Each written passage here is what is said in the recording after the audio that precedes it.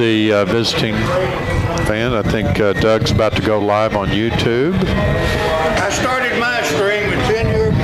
Okay, looks like we're live there on YouTube. So welcome everyone to this early edition of Wildcat Football for you YouTube streamers that are already tuned in. We're setting up and getting ready here at Forney ISD. This is Citibank Stadium here in Forney, the shared stadium between Forney, North Forney, and Crandall. Am I right about that, Ross? I believe so. Not so sure about the third part, Crandall, but we're just going to go with that right now. Correct. Because that's what Doug said earlier when we weren't going to argue with Doug. So works for me.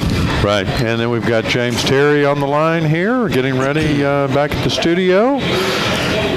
Kickoff will begin at 7 p.m. Yes, an early game. Not only early on Thursday, but early on time as well. 7 p.m. instead of our normal 7:30 for the last game of the season for the Sulphur Springs Wildcats. So we'll be getting started here pretty quick. Looks like everything's streaming, everything going okay there on YouTube, and you don't have to turn your volume down now, YouTube listeners, because I'm going to stop talking and we'll be back with you when we go on the air for the radio.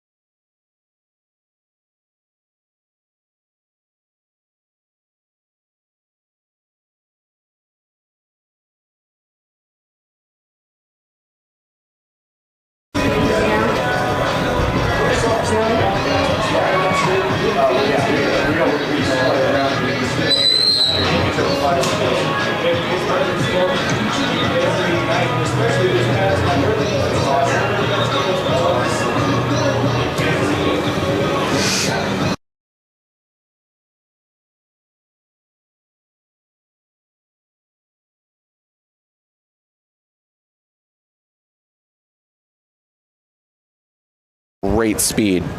Then the other running back, number 14, LaMarcus Kirk, he's got average hands, but he's an average back, but he's got good hands and runs hard.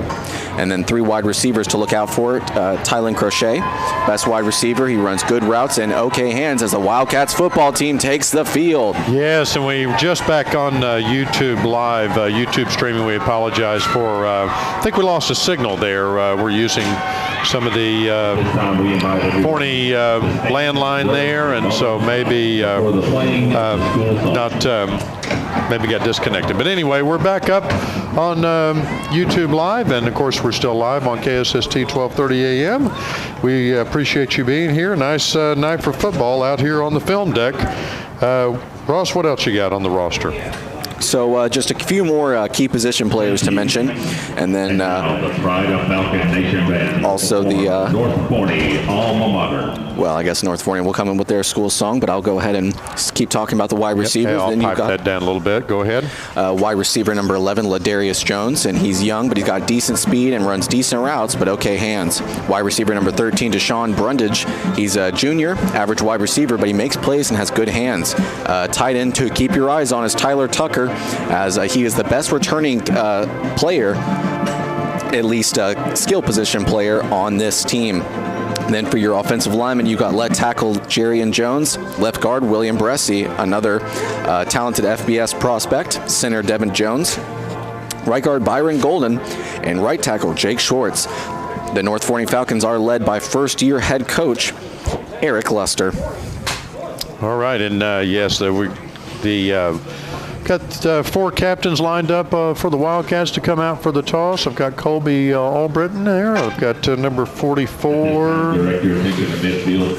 And I've got number 25 and number 3. That's Douglas Deloney, number 3, right? Right, and then 25 is Madison Martin, and number 44, Griffin Crawford, both seniors. Right, Griffin Crawford. I should have known that we called that number a lot. And 25, Madison Martin. For your Falcons, number 10, Tyler Tucker, number 15, Zendrick Hutchins, number 19, Mason Hall.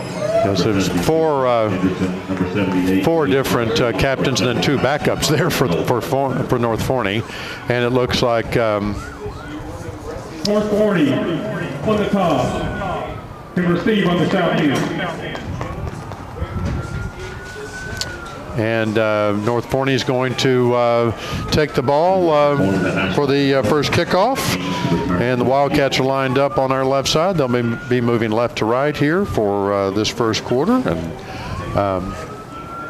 that means that the Wildcats will receive on the second half. So the Jayhawk Chevrolet kickoff coming up here in just a moment. Looks like the folks on YouTube have found us. Thank you. We've got that up and running. We'll see if Doug can keep us on the air with his. Certainly wasn't his fault. It was the equipment. Right. Obviously the equipment. So, and here comes the North Forney Falcons ready. They don't have a nice big blow-up inflatable thing to run through, but they've got a big banner that they're going to bust through, and so they're getting all lined up.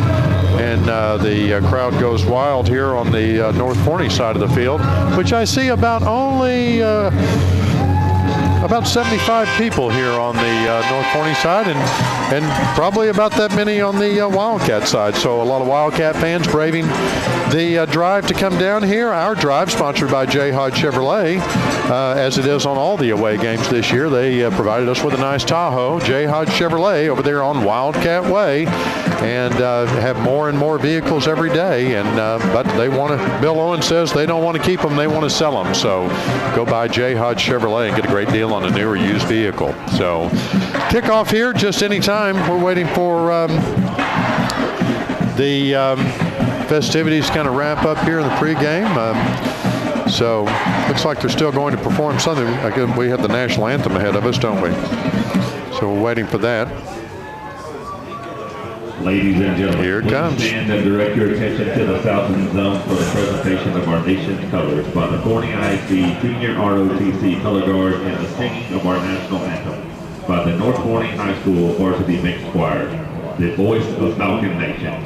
North Forney High School choirs are under the direction of Mr. Michael Hill. Forney ISD Color Guard Commander is Cadet Lieutenant Colonel Amber Gomez. Carrying the United States flag is Cadet Technical Sergeant Robert Cibrian. Carrying the Texas State flag is Cadet Airman Hunter Potter. Carrying the Forney flag is Cadet Captain Zillian Casas. Weapons escorts are Cadet Major Madison Howell and Cadet Second Lieutenant Ethan Rivera. Please remain standing until the color guard has departed the field.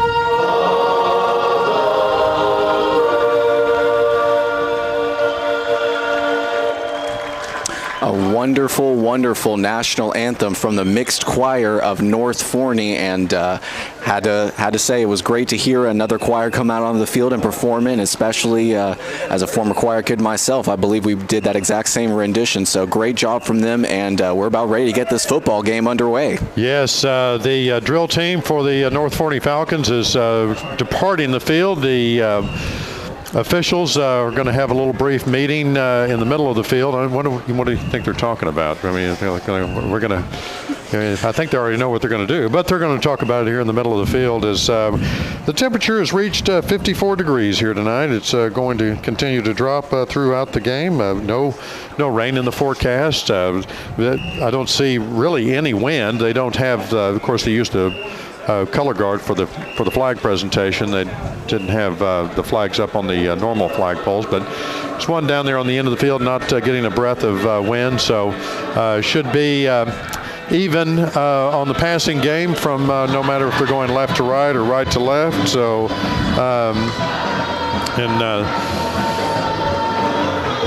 that's going to let's see who's going to be our kickoff, our kicker tonight. Ross, I can't see the number yet. I can't either, but looks. Go ahead. Oh, I was just going to say it's either Colby Albritton or Uriel Santa Cruz. Nope, we've got another new one tonight. No, I think that's the other kicker that didn't play the first few games. Yeah, you're right. This is the, I guess what you would call the second or third kicker on the season, Osvaldo Arellano. And Arellano kicks it away and kicks it deep as it's going back inside the 10, all the way back to the 5, it looks like. And number 7 starts to take it out himself. He turns backwards. He takes it the other way. 20, 25, 30. He's got some room. 40, 45. And he is tackled just about at midfield at about the 49-yard line. Yes, that was a fantastic run back for number 7 for North Forney. He really kind of knew that where that was coming on the Jayhawk Chevrolet kickoff there, and they're going to spot that ball a couple of inches shy of the 50, so it's not going to take much for those North Forney Falcons to get over into Wildcat territory as they come out for their 1st and 10. So we've got quarterback number 9, Michael Phillips, who, again, was possibly hurt, and number 6 in the backfield with him.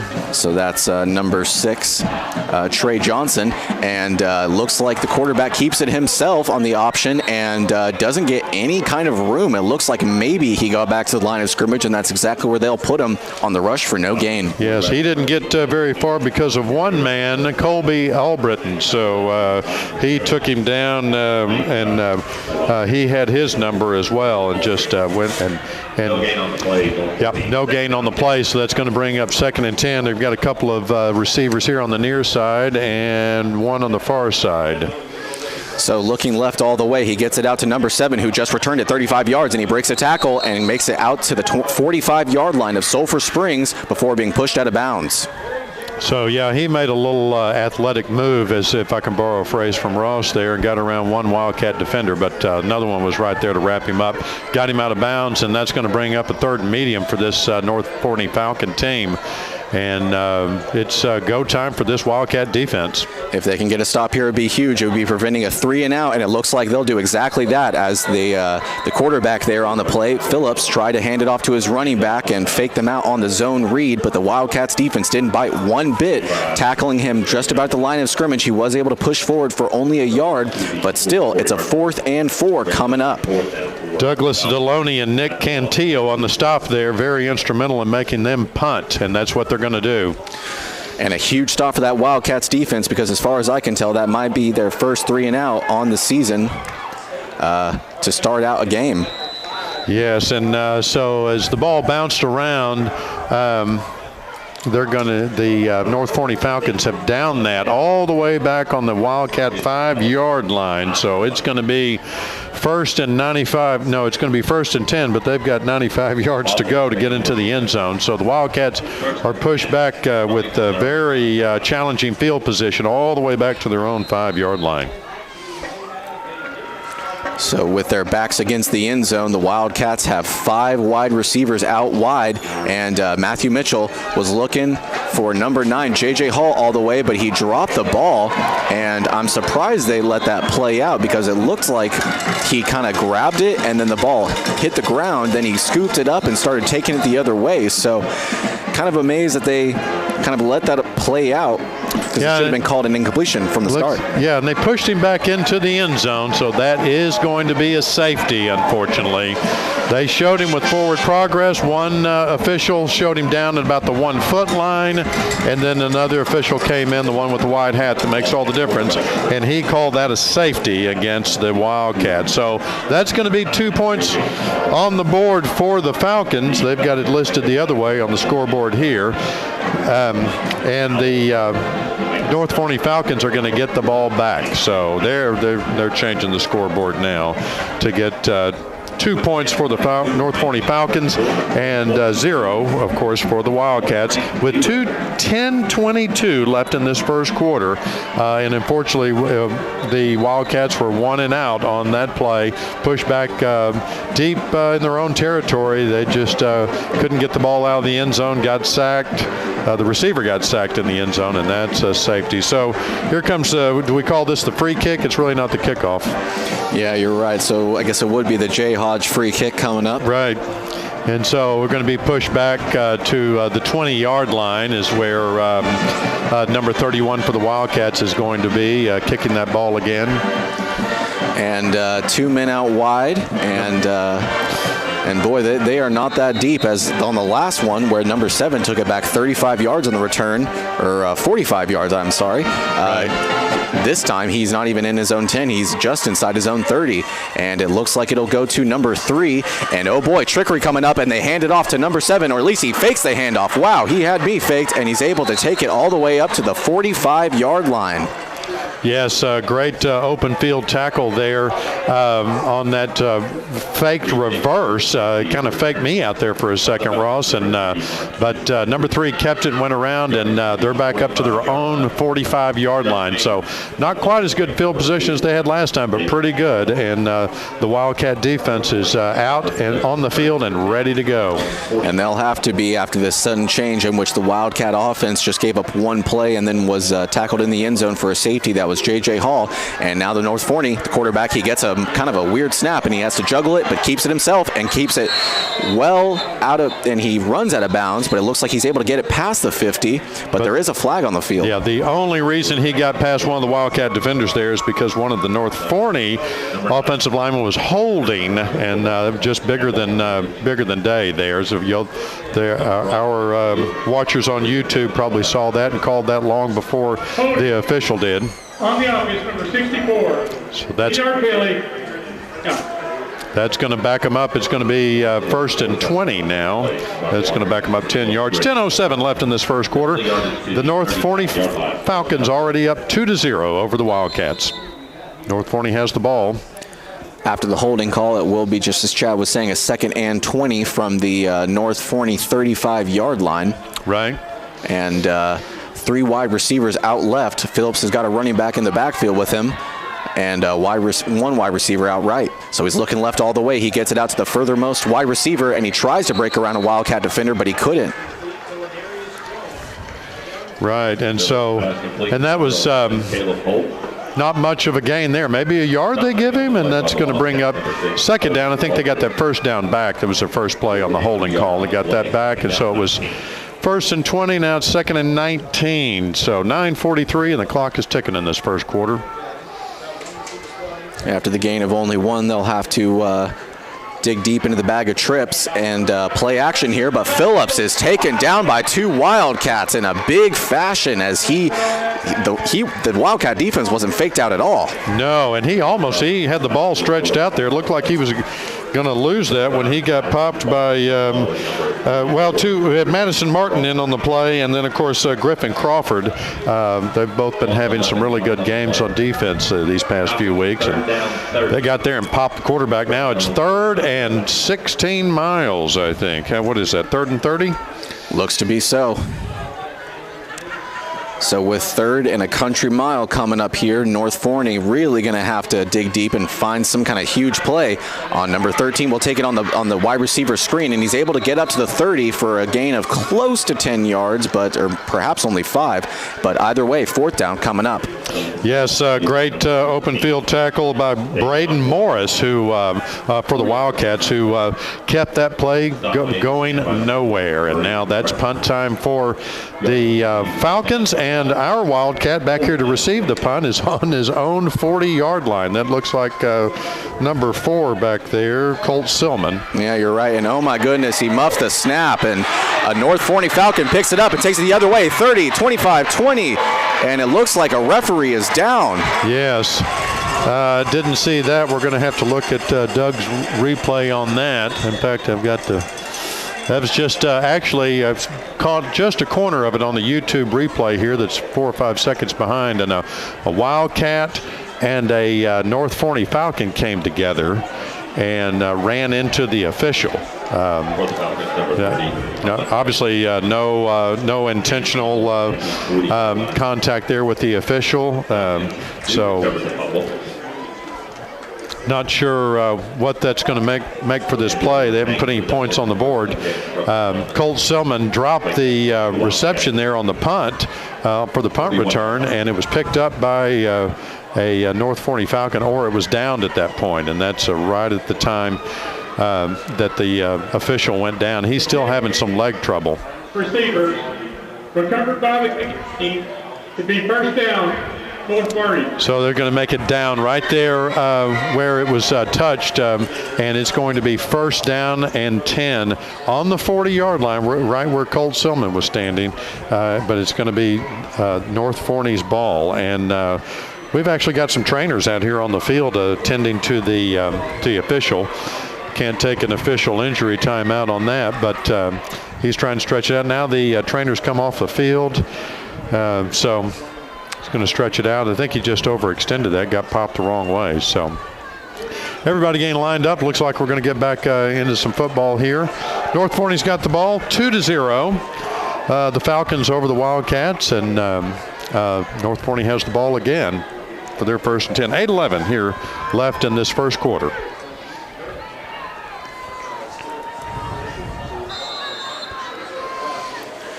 So with a new set of downs on the muffed kickoff return, or muffed punt return from Colt Silman, it will be a 1st and 10 from the 40, and 2 double passes. We've got a Statue of Liberty. Number 8 is looking deep. He's got a man all alone. 15, 10, 5. Touchdown, North Forney. My goodness, that play unfolded so fast. Ross, of course, you did a great job there. It was a handoff, a reverse, and a pitch back to the quarterback. Like you say, the Statue of Liberty play, and that left a receiver all by himself with 4 or 5 steps ahead of the Wildcat defender, and so he takes it to the house and puts 6 points on the board for the Falcons, awaiting the extra point. But it's already 8-0, awaiting that extra point. And the kick is up, and it's good. So with that, the North Forney Falcons take a 9-0 lead over Sulphur Springs here at Forney Citibank Stadium. We're going to take a quick break, and we'll be back in just a moment with the Jayhawk Chevrolet kickoff.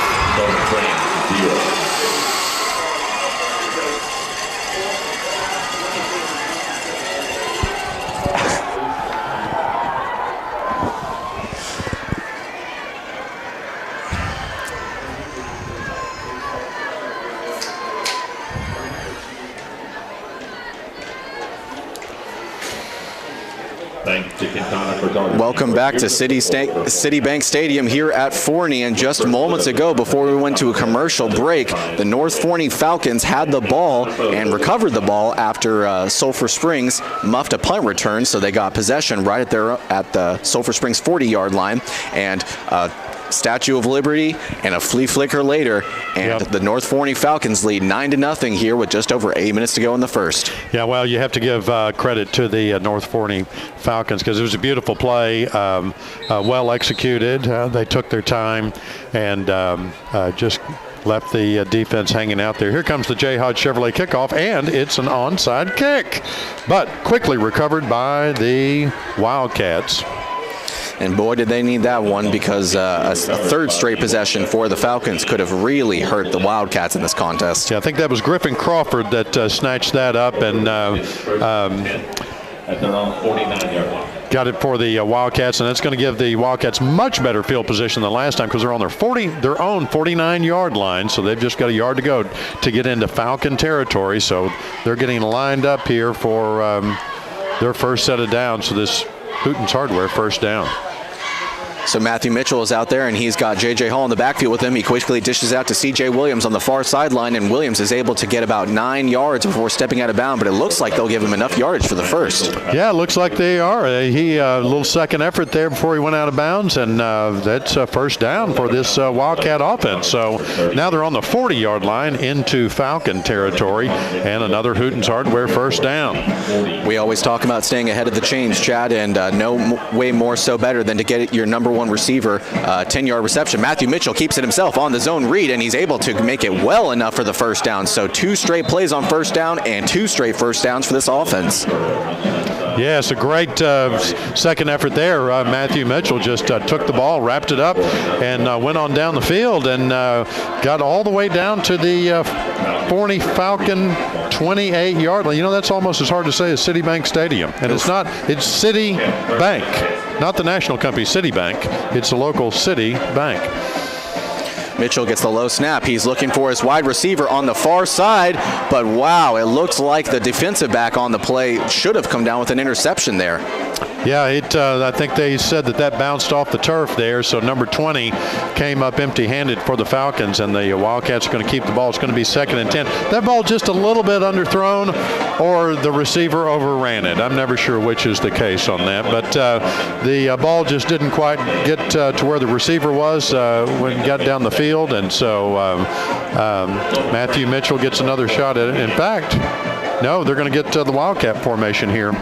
So C.J. Williams behind center, and he'll hand it off to J.J. Hall, and a smart decision at that, because he was able to run right behind his powerful offensive line. Only able to get 1 or 2 yards on the play, though, so it will be a 3rd and long upcoming for this offense. Yeah, Cason Williams there leading the charge for the offensive line for the Wildcats to help get him down.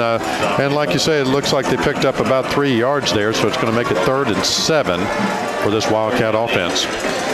Let's see what Matthew Mitchell can do on his first 3rd and long of the game. He rolls out to his left and just really overthrew his wide receiver, C.J. Williams, on the play, and almost threw an interception.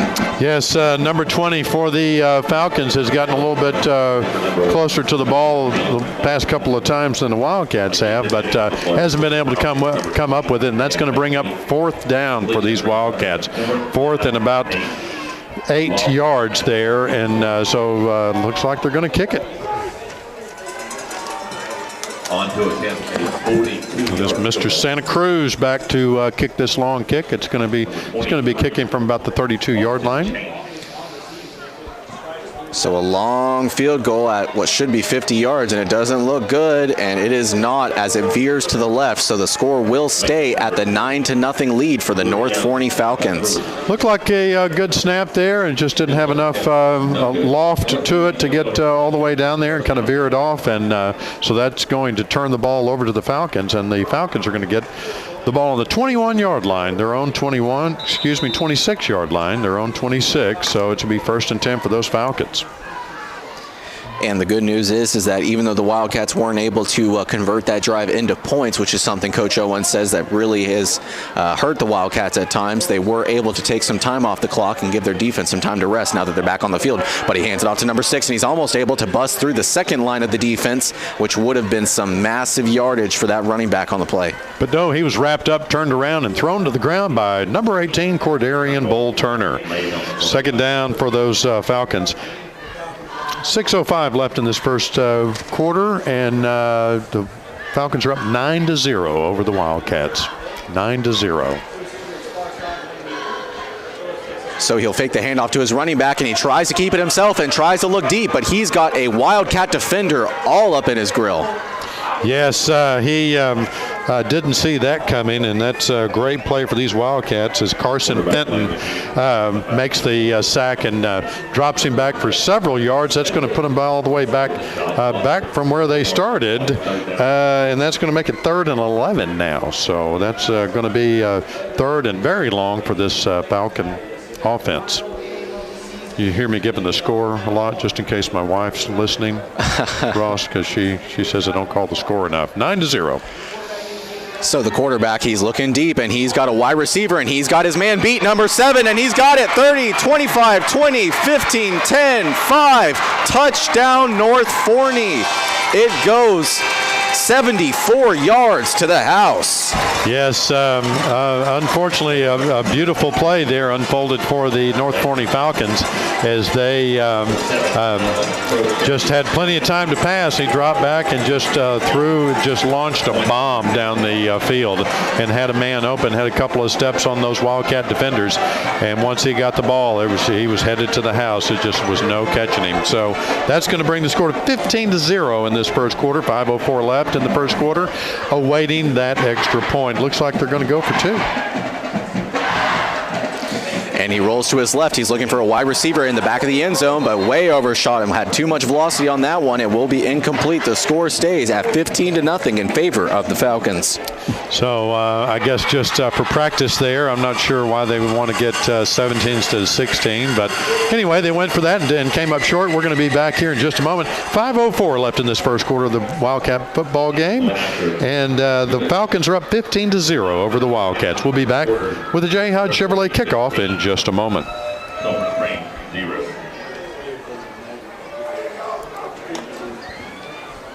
Thank you to Whataburger of Forney for generous support of FISD and Texas high school sports over the years. Wildcat play-by-play football brought to you by iFocus Eye Care, Sulphur Springs Dodge, Northeast Texas Farmers Co-op, and Jayhawk Chevrolet. Listen for an opportunity to win the Whataburger food and merchandise. And we're back in Forney, Texas at City Bank Stadium, where the Wildcats are down 15-0. The Falcons have had a real good first quarter here, and the Wildcats are back to receive the Jayhawk Chevrolet kickoff.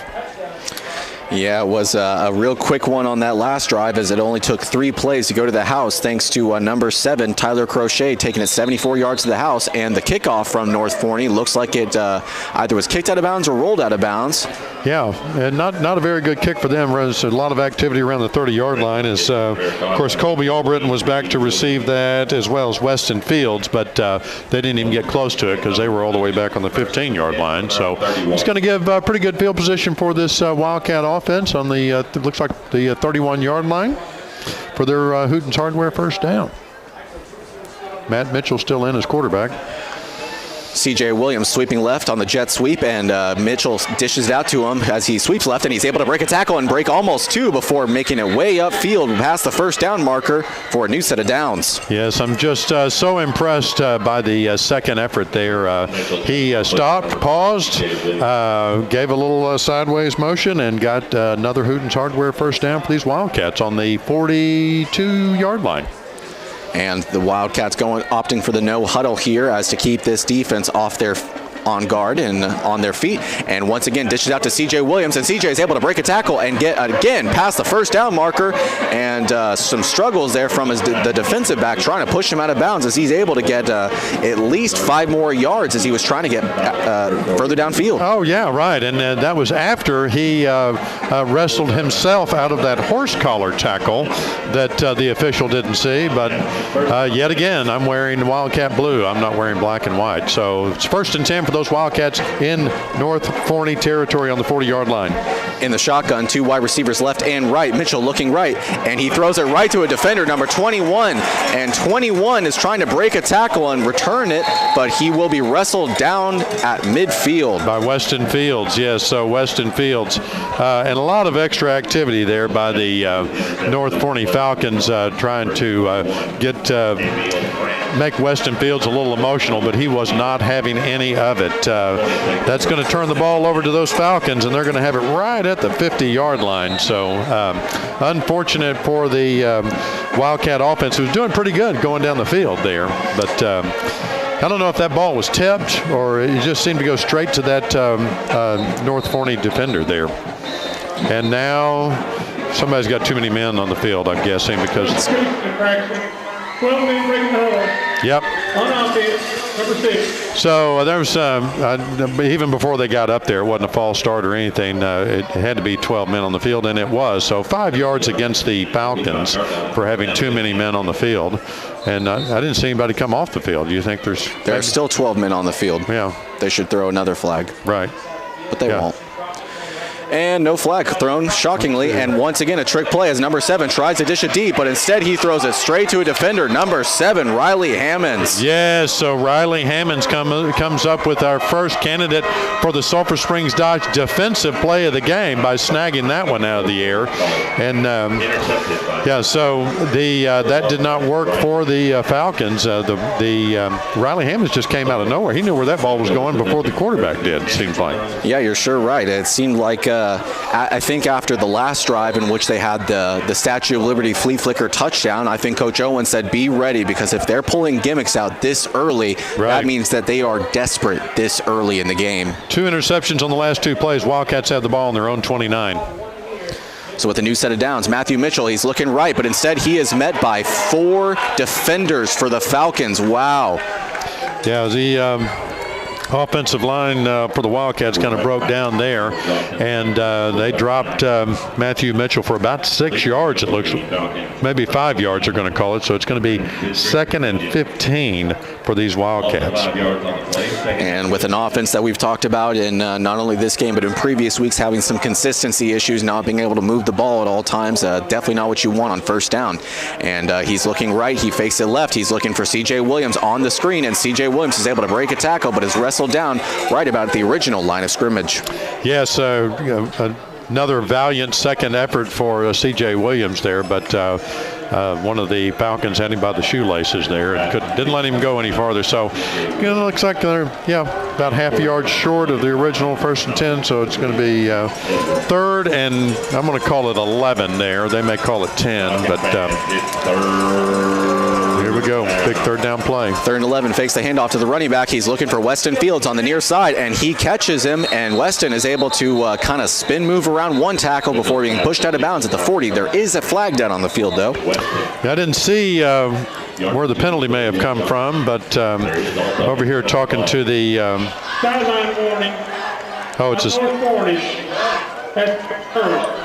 it'd be a sideline warning. They threw a flag, but it's really not a penalty against anybody. They're going to spot the ball at the 41-yard line. They called it a sideline warning. I think the coaches of the North Forney, it was on this side of the field, so the North Forney team and coaches were a little too close to the field or on the field. So here comes the Hootens Hardware first down for these Wildcats. And he'll hand it off to his running back on the play, and I believe that's number 8, Malachi Rowland. And Malachi just continuing to make moves and gets inside the North Forney 40-yard line before being taken down at the Falcon 39. So he goes from the Wildcat 41 to the Forney 39. So what a great, what's that? That's 20 yards. Yep, yeah, that's an explosive play. Yep, did great. Sorry, I had a little math issue there. But here comes the Hootens Hardware first down. And he'll fake the handoff, but Mitchell will take off with it, and he's got a couple of defenders coming his way, but not before he's able to barrel his way forward for about 8 yards, or perhaps even 9. Yes, and some great blocking there by the Wildcat offense as he swept around to that left side, and he's up knocking on the door of another first down. It's 2nd and looks like about 2:04 and counting left in this first quarter. Wildcats down 15-0. 2 wide receivers split left and right. 1 running back in the backfield. It looks like it'll be J.J. Holland with him, and or perhaps Malachi Rowland in pass protection. And Matthew Mitchell had perhaps an ill-advised throw there as he targeted C.J. Williams, but he was double-teamed by 2 defenders. And one of them was very fast and came up behind him and got a hand on that ball, but couldn't come up with it. And he would have that would have been a pick 6 because there was nothing between that defender and his own end zone because he was he would have been gone on that deal. Now it's a very important 3rd down for this Wildcat offense, but it's only 3rd and 1 and maybe even a short one. So they've got I thought maybe they'd put Douglas Deloney in for this, but no. They like the package they've got, and Mitchell will hand it off to Malachi Rowland, and he's able to break a tackle, break 2 tackles, and is taken down inside the 10 at what they will spot him at the 9-yard line. Fantastic run by Malachi Rowland there, going up right up the middle, and it took 2 guys snatching onto his jersey to bring him down. He just gave that valiant 3rd and 4th effort, I would say. So all the way down. It's 1st and goal for these Wildcats. The Hootens Hardware first down on the 9-yard line. Inside the red zone now, we'll see if the Wildcats can cash in for points and preferably a touchdown. And Malachi Rowland strolls into the end zone for a touchdown. And Northeast Texas Farmers Co-op says, way to go Wildcats, as Malachi Rowland puts 6 points on the board for these Wildcats. And here's where it's 2-point conversion time. But nope, they're going to kick it. So pending this extra point, it could be a 7-15 game. Wildcats on the board. That's going to be Mr. Santa Cruz there for the kick. Kick is up, and it's good. So with that, it will be, in fact, an 8-point deficit now for the Wildcats as Sulphur Springs trails North Forney 15-7 at Citibank Stadium. We'll be back with the Jayhawk Chevrolet kickoff in just a moment, but we'll take a break and be back to Citibank Stadium after these messages. Proud to support Forney ISD. Special thanks to CC's Pizza for Press Box Hospitality tonight. With 1:12 remaining in the first quarter, the score is North Forney 15 and Sulphur Springs 7.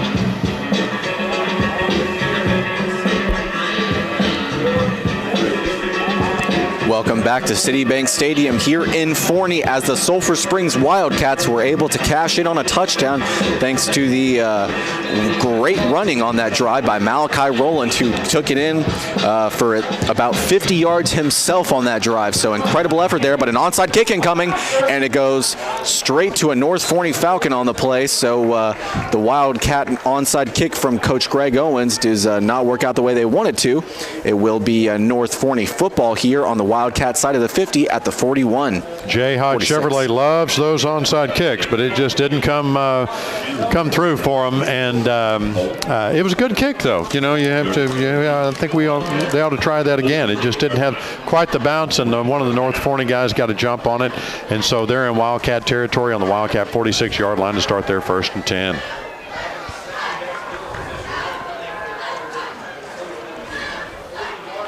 So with a new set of downs, they'll hand it off to the running back, number 2, and he's able to break through the first line of defense and almost through the second before being taken down by a couple Wildcat defenders. Yes, that was Cordarian Turner in on that, as well as Griffin Crawford. Cordarian stopped him, so Griffin could come in and finish him off. So it's going to be a second down, about a yard, and pretty good advancement there for them, but we'll see what the Wildcat defense can do. Quarterback looking deep, and he's looking left for his wide receiver, and wow, Crochet really should have come down with it on that play, but looked like the defender on the play was just able to knock it loose at the last second. Yeah, Colby Albritton was all over that, and he was thinking that maybe he should have gotten a little bit more of a hand on it and picked it off, but either way, incomplete.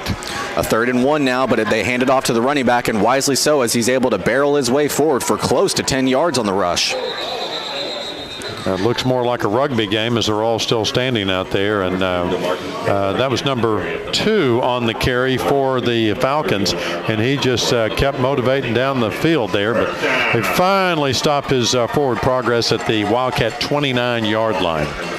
Falcons have the football, leading 15-7 and looking to expand that lead. They are inside the Sulphur Springs 30 now, and Wildcat showing blitz on the play. Number 8 is looking deep. He's got a man on the far side, but he's got a defender there, and wow, beautiful coverage there to knock it away at the last second. Yes, unbelievable. Great coverage there by Colt Silman, who knocked that ball away. He got the jump on it, got a hand on it, and it was not happening for that Forney Falcon receiver. So great job, Colt Silman. The incompletion will make it second down, under 10 seconds to go here in the first quarter at 9, and still at the Sulphur Springs 29. They'll hand it off to the running back, and he fakes everybody as he's got nothing but green grass, and he walks into the end zone untouched for a touchdown. So unfortunately, as the first quarter is expiring, the North Forney Falcons have put 6 more points on the board for a 21-7 gain score over the Wildcats, pending the extra point. So looking to make it a 15-point lead here on the extra kick. The kick looks good, and it is. So it will, in fact, be a 22-point lead at 22-7. The Falcons lead over Sulphur Springs. They're going to kick it the same way as when we come back for the Jayhawk Chevrolet kickoff, and then once these 2 seconds expire, we'll switch ends of the field. So, but for right now, we'll take a break as they get set up for the Jayhawk Chevrolet kickoff. We'll be back in just a moment.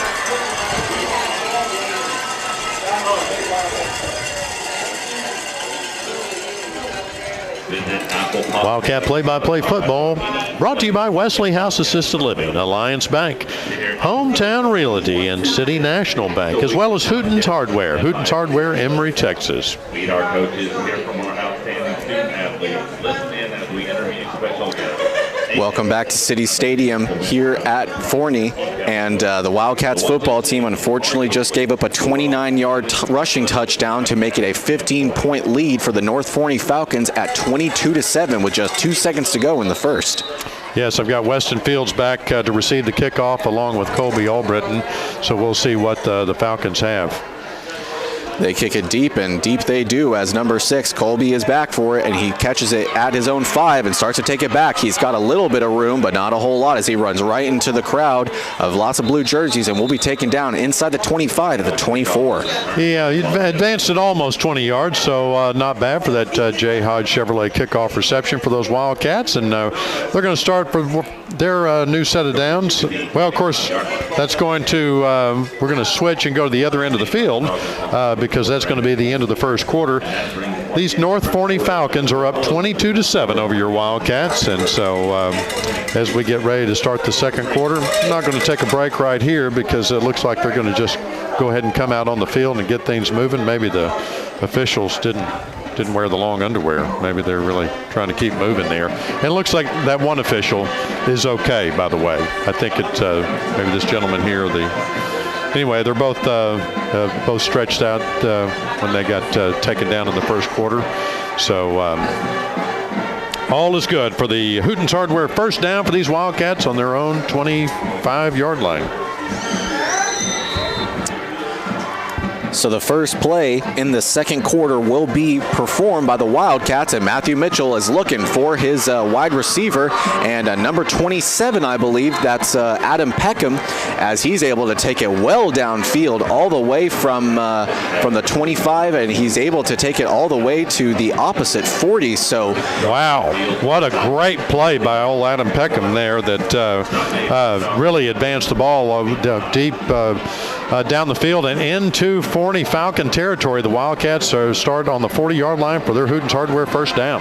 So with the new set of downs, they'll hand it off to big man Douglas Deloney, who's able to just barrel his way over a number of defenders into the secondary, and enough for a first down.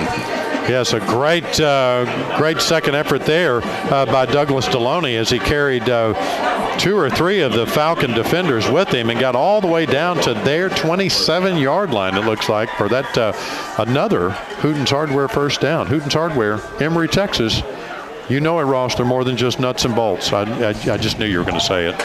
I wanted to. You stole my thunder, Chad. But the running game has been looking pretty good as they hand it off to J.J. Hall, number 9, and that time it didn't go as well as he's able to only get 2 yards, taking it right up the gut. But I think even you'll admit, Chad, that we've seen a lot of good running from this team so far early. Yeah, we have, and they've been going up the middle and carrying those defenders with them and taking it all off. It's been fantastic. Yeah, and especially it's even more so seeing that that running game is doing really well, especially considering in the last few weeks it hasn't been going so well. It's taken time to develop. Matthew Mitchell looking for number 5, C.J. Williams, but it's intercepted inside the 5, and it's starting to be returned by the defender. I believe that's number 3 on the play. Yep, number 3 for the Forney Falcons, the North Forney Falcons. It's such a mouthful, but he intercepted that. It was a good pass. The defender just got there a little before the receiver did for the Wildcats, and that's going to turn the ball over. The Falcons are going to get the ball on their own 5-yard line. So let's see, where did the Wildcats start on that last drive? Because that was like the 25? 25. And they made it all the way down to the other 20, and it just came up short with a turnover with an interception. So North Forney with 10:23 left in the second quarter. The North Forney's up 22-7. They hand it off to their running back, who's able to easily make his way through the center of the offensive line and into the secondary before being taken down at the North Forney 20-yard line. Marcus Taylor with the carry up the middle, 15-yard gain to the 20-yard line. The 15-yard gain gives the Falcons a new set of downs here in the second quarter with just over 10 minutes to go. Yep. Now at the 20-yard line, and once again they hand it off to number 2, their premier running back, and you see why, DeMarcus Taylor, as he's able to even make something out of nothing, which what looked like what could have been just a 1-yard gain turned quickly into 3 or 4. So the Wildcat defense trying to make a big stop here. That was Griffin Crawford again on the stop, and some extra time being taken out there with the Wildcat. Okay, here they go. So fakes the handoff, passes it out to number 7 as clearly, and oh my goodness, he breaks another tackle. He's past the 50, past the 40, inside the 30, inside the 20, inside the 10, and gone for another touchdown. Well, the Wildcat secondary there just could not keep up with him and couldn't catch him, and he makes it all the way to the house. So that will be the longest drive of the game so far, a 95-yard drive for those North Forney Falcons. As they started down there on their own 5-yard line. We got that interception, and they're going to put 6 more points on the board. That's going to make it 28-7 right now, pending the extra point. Looks like they're going to go for 2 again. And that they are, as the quarterback just keeps it himself, takes it in the end zone.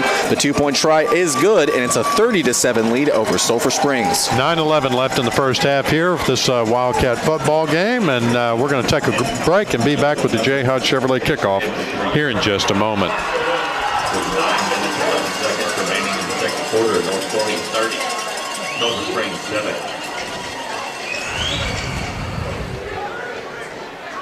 Our band just pulled in.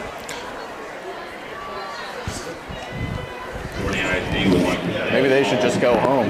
Wildcat football play-by-play brought to you by CPI Imaging. Welcome back to Citibank Stadium here in Forney, as the Wildcats defense just surrendered another long touchdown to wide receiver number 7, Tylen Crochet, and he just looks all the explosive as possible. Yes, the Wildcats get set up here to receive the Jayhawk Chevrolet Kickoff, and I've got Colby Albritton and Weston Fields back to receive again. Let's see, the last kickoff I think went to Colby. And let's see where they're going to kick it. They're not showing onside kick, but you never know. Nope, going to kick it kind of high arching kick. Yep. Goes to the, I believe that's wide receiver number 14 on the play. Yeah, that's Reed Williams, of course, for the Wildcats on the not deep back to receive, but call for the fair catch, and it's going to have it right on the 30-yard line. So the Wildcats start their 1st and 10 on their own 30-yard line. So it's try to time for the Wildcat offense to kind of step it up here and try to make something happen. Yeah, they've not had some issues moving the ball, as Matthew Mitchell keeps it himself and has a nice block, and he makes it past the 40, almost to the 45. And so, as I was saying right before the play got underway, is that they've been having some good. They've been doing well moving the football, right? But it's like once they hit the red zone, they just kind of hit something of a brick wall, and obviously the defense will stiffen up a bit. But just they really need to cash in on points when they have the opportunity to do so. Well, they've got a Hooten's Hardware first down now from their own 42-yard line. If they can get this first down, they'll be in Falcon territory, and that's where they need to keep moving. And the play is blown dead. Will be a false start, I'm sure. And you're exactly right. I think let's see. Start of the snap. False start. On the offense, number 5. Target penalty. So one of the Wildcat offensive players not quite set and was moving, and so it's going to make it 1st and 15 for these Wildcats. So they're going to be backed up to their own 37-yard line.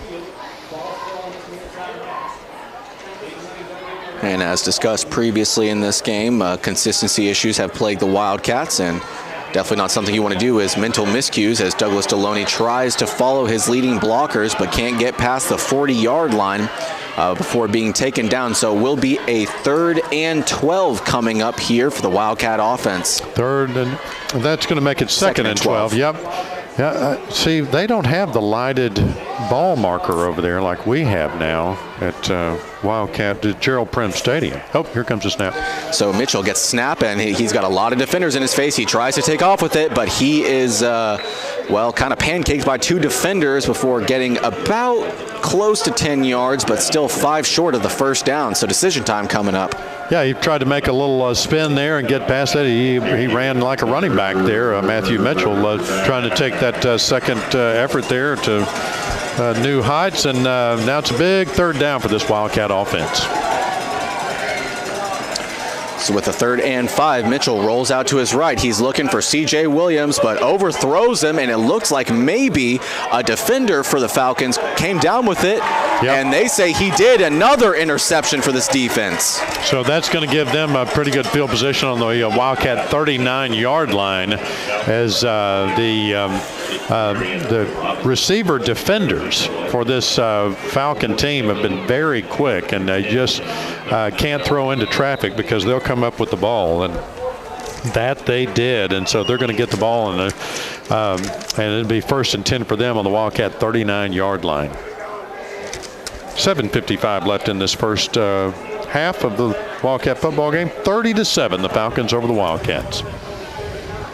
So taking it over from their own 39, they hand it off to their running back, and he's almost able to break 1 tackle and would have gotten a lot more than that, but instead just gets 5 yards on the rush. It was number 6 there on the carry for the Falcons, and Wildcat defense probably feeling like they've been out on the field here a little too much this first half, but they're still showing up for work here. And Mitchell's looking deep. He's got Crochet on the far side and just overthrew his wide receiver, who had thrown up his hands and was ready for that ball to just easily drop into his hands, but instead just beyond his fingertips. So an incomplete pass and a 3rd down coming up. Colt Silman for the Wildcats, the defender on that play, and pretty good close coverage, but didn't need to break that one up as it went over his head. 3rd and 10, they hand it off to their running back, and he is able to break through 2 and 3 lines of Wildcat defense before being taken down inside the Wildcat 40 at the Sulphur Springs 37-yard line. Yeah, huge rush there for the Falcons. First down for these Falcons into Wildcat territory. This Sulphur Springs defense, as you were just talking about, Chad, has been on the field quite a good amount of this game. So with the Wildcat offense unable to consistently move the ball, they are almost certainly getting gassed here. And they're looking deep, and Colt Silman shoves the wide receiver on the play, Crochet, and as a result, he will be called for the pass interference penalty. Well, yeah, Colt, that ball was way overthrown too. Could be because of the contact there, but close coverage by Colt Silman, a little too close, and they're probably going to call that pass interference, and they're already marching down the field. The Wildcats are backing up. They know it's coming. Pass interference. On the defense, number 4. 15 yards. So, as we expected, pass interference call on the Wildcats as the official got all choked up there on the microphone, or his microphone cut out. I'm not sure. But that's 15 yards against the Wildcats, and that's going to put the Falcons on the Wildcat 23-yard line. So, knocking on the red zone. New set of downs. They hand it off to their running back, number 6, and he's able to break one tackle, but not anymore as he's taken down by 4 Wildcat defenders for about a 3-yard gain on the play. Yes, Wildcats, the defense was not fooled by that one. Matthew Sherman getting in on the tackle there as one of the many Wildcats that helped on that tackle. New set of downs, and he hands it out to number 7, or dishes it out on the near side, and he's able to get about another 5 yards, so it'll be just short of the first down marker and be a 3rd and very short. And he didn't get one more inch on that reception because Colt Silman popped him and put him to the ground. So way to go, Colt Silman on the play. Cover 0 blitz here from the Wildcats, and they're expecting a run, and that's what they get as number 2 takes it, and he's able to get well enough for the first down. It'll be about a 5, maybe 6-yard gain for a first down. Wildcat defenders in on that play. So Riley Hammonds was in on the tackle, as well as Madison Martin. So great job by them.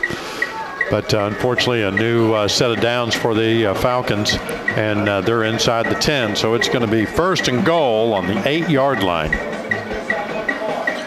Hands it off to number 2, and number 2 takes off, makes a couple of nice moves before being taken down just shy of the goal of the plane necessary for the touchdown. So we'll be about a 2nd and goal from the 3/4 inch line. Yes, right. Very, very close. They're just going to have to lean forward on that one and get in there. 5:26 and counting on the first half of this ball game.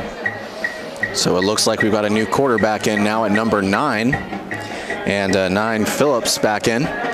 Number 7 Crochet moving left on the jet sweep, and he instead will fake it out, and oh my goodness, they try and pass it to an offensive lineman, and they will mark him short. So the bag of tricks did not work for Coach Eric Luster on that one, as he got pretty close to getting a touchdown, but just shy of it. Yes, strange play there, to say the least. But they're just trying a little bit of anything, I think, here. So 2 wide receivers out left, number 7 out right, and they instead hands it off again on 3rd and goal from the 1, and instead he is tackled for a loss. So now it'll be a 4th and goal from the 2. Yeah, had a lot of Wildcats in on that stop, namely Griffin Crawford really stepped up and helped make that stop. There is a flag thrown on the field. Well, let's see what that is. Couple of flags. May be some unsportsmanlike here at the end of the play. If it's against the Wildcats, it's going to give them a new set of downs. It's going to get them a lot, not much closer, but we'll see what the call is. Can you hear that metronome in the background? I don't know what that is. It sounds like a metronome, doesn't it? It is, in fact, a metronome. I remember it, unfortunately, a little too well from my band days. Right. Picking up the flag. Still talking about it among the officials down there, the black and white stripes. I hope I get a black and white stripe uniform for Christmas this year. Here comes the call from the... Flag conduct on the offense. Unsportsmanlike conduct on the defense, number 41. It was after the play was over, so it would be 4 those penalties offset. So a little pushing and shoving after the play there. No harm, no fouls or offsetting penalties, and it's going to be 4th down for this Falcon offense right on the, I think he said the 2-yard line now. Maybe it's on the 1. Really close. They've got their special teams unit on the field. They'll be kicking the field goal. And it looks like maybe a Wildcat defender might have had a chance to block that kick, but instead it is up and it is good. So the North Forney Falcons add on 3 more as they now lead 33-7 over Sulphur Springs. We'll be back in just a moment here at Citibank Stadium in Forney, Texas, where there's 4:27 left in this first half, and we'll be back here in just a moment with the Jayhawk Chevrolet kickoff.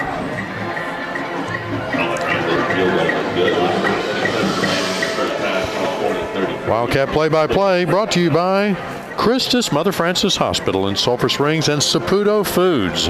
Saputo and the entire team of Saputo Foods over there has been a long-time Wildcat supporter.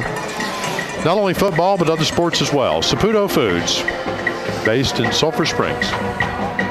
Welcome back to Citibank Stadium here in Forney as the Wildcat football team stiffen up on defense and were able to force a field goal from the North Forney Falcons. So with that, they instead go by 3 as opposed to 7 and now lead 33-7, a 26-point deficit for Coach Greg Owens and his program. The only bright note on that drive was that Wildcat defense did not back down, and they just held them as long as they could. So good job on the defense. Weston Fields coming up to about the 20-yard line here.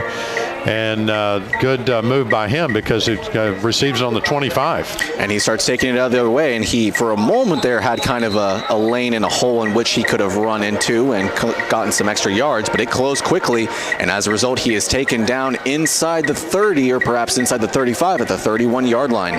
So first and 10 for the Wildcats in their own territory as they move right to left here. 4:22 left in this first half. The Falcons over the Wildcats 33-7 as they start on their own 31, their first and 10. We'll call it that Hooten's Hardware first down.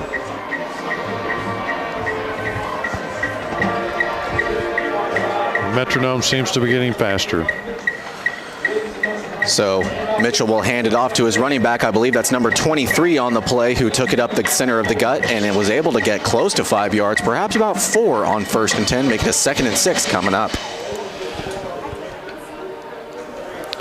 Yeah, so the Wildcats have got a couple of receivers in over here. Looks like I've got Cable Glenn on the near side. Yeah, you're absolutely right. I would bet that C.J. Williams is in the slot on the near side. Instead, they hand it off to another running back on the play who's able to get more than enough yards for the first down. So 2 running plays and a first down for the Wildcats offense. That's Jesse Bailey on the run there that gets them their Hooten's Hardware first down. They move the ball all the way up to the 42-yard line. So the Wildcats can get this first down. They'll be into Falcon territory, which is where they want to get to keep on moving down the field. And let's see, I've also got, that's Cable Glenn, I said. I've got Reed Williams in, Colby Albritton. Can't see who's on the far side. So 3 wide receivers left, and instead Mitchell will keep it on the quarterback keeper, and a wise decision at that, as he had the defense fooled enough to get a 7-yard gain on the rush. Yeah, and that receiver on the far side was Weston Fields, who provided a good block there to let Matthew Mitchell get a few more yards on that carry, and so that's going to make it. Jesse Bailey on the carry this time again. 7 yards to the 40. Yeah, 7-yard gain, about 3 yards to go there. 3rd and 3. With a 3rd and 3, he will indeed hand it off to Cheney again, or perhaps Bailey on the rush, and it will again be a first down for this Wildcat offense. Yeah, that was Jesse Bailey. Great run by that young man. He gets all the way to the 46-yard line, but here's the good news. It's in Falcon territory. So here comes your Hooten's Hardware first down. The Wildcats marching down the field, keeping it on the ground. Trying to avoid some of those quick defenders on the interception, so but may pass here. Lots of blitz defenders coming up for the blitz, and it pays off as number 22, Jesse Bailey, tried to take it up the center, but was met by a litany of defenders and only got 2 yards on the rush. Yes, they just came through the line and had Matthew Mitchell wrapped up there, but unfortunately he didn't have the ball. He'd already handed it off, so that's good news for these Wildcats. I've got Colby Albritton coming in the slot there, and this is Cable Glenn here still on the near side as a receiver. from the gun. 2 wide receivers left and right. Defense showing blitz all the way, and probably wasn't a great decision to hand it off as a result, as Jesse Bailey is met by 3 different North Forney Falcon defenders for a tackle for loss. Yeah, they wrapped him up. I've got Weston Fields on the far side there, wide receiver, and then I've got Reed Williams in also in the slot there on the far side.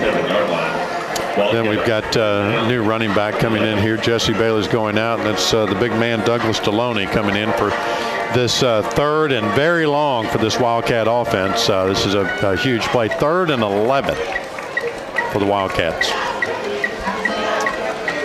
So with the 3rd and 11, the defense showing big blitz, and they're going to get to Matthew Mitchell, and Mitchell's going to fumble, and they're going to start to return it before being taken down by Douglas Deloney, and a couple more fumbles, and we'll have to see who comes up with it, but I believe it'll be North Forney. Yes, the officials are showing North Forney has the ball, and that's going to be all the way down on the Wildcat 20-yard line. So very unfortunate turn of events there as Matthew Mitchell tried to scramble away and got the ball knocked out of his hand as he was getting sacked, and they scooped it up and advanced that ball. And well, it's a great field position for this North Forney offense, but only 45 seconds left in this first half. So they're going to have to try to make something out of it very quickly as they're up 33-7 over your Wildcats. But like I say, 45 seconds left. Wide receiver moving left on the jet sweep, and instead he'll fake the handoff and hand it off to another wide receiver who's back alone in the end zone. But the second throw from the wide receiver just was not in play. However, the Wildcat defenders who were covering the wide receiver out deep in the end zone will be called for at least a holding call coming up. Yeah, well, I didn't see it that way, Ross. I mean, I want to argue with you there, unless you're just theorizing what these officials. So, they're waving the flag off. Well, there you go. And maybe that ball was uncatchable, or maybe it wasn't a hold, but kind of overthrown, I think, really. Maybe they threw a flag for an overthrown ball. No, they don't do that, do they? 2nd and 10. 36 seconds left in the half. On the 20-yard line, he'll hand it off or fake the handoff, try and take it himself up right behind the center, and he's able to push his way forward with the mob for about 8 yards on the rush. Yeah, the clock ticking down as that was a running play, and down 22 seconds. I think they're going to take a timeout there. Yep, the players are going to come to the side. Timeout's called. We're going to take a timeout with them. So we'll be back here, Wildcat football at Citibank Stadium here in just a moment. Stop made on the play by the Wildcat number 18, Ordinary.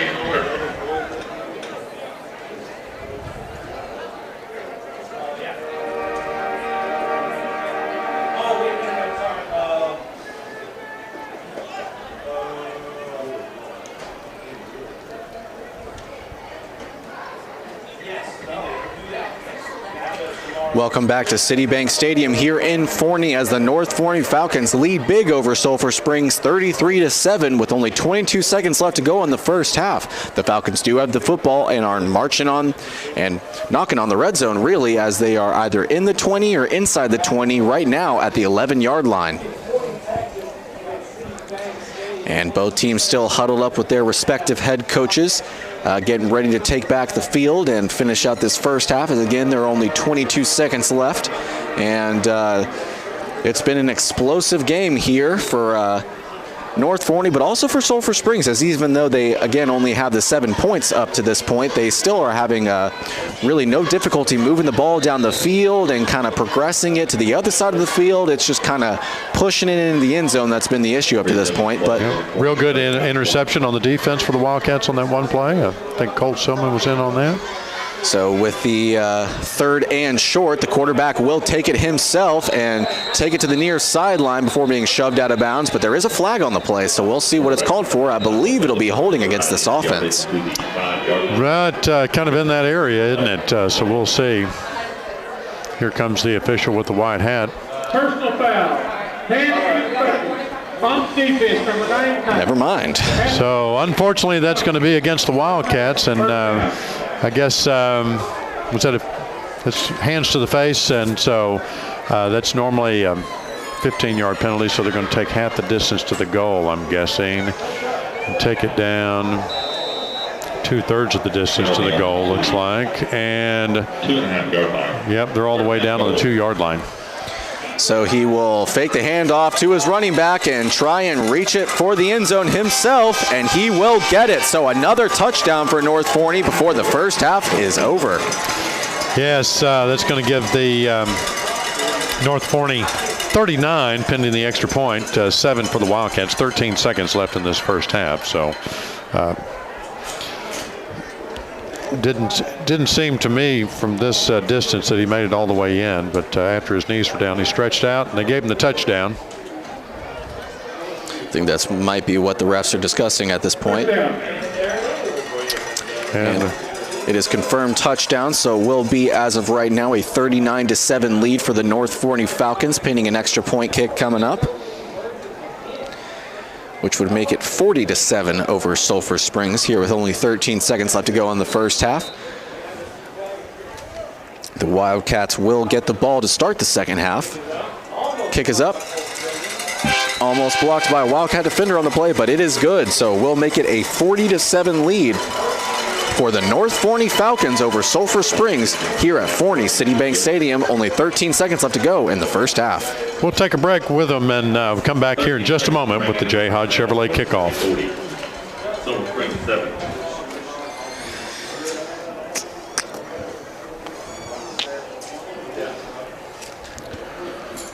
Wildcat play-by-play football brought to you by iFocus Eye Care, Sulphur Springs, Texas.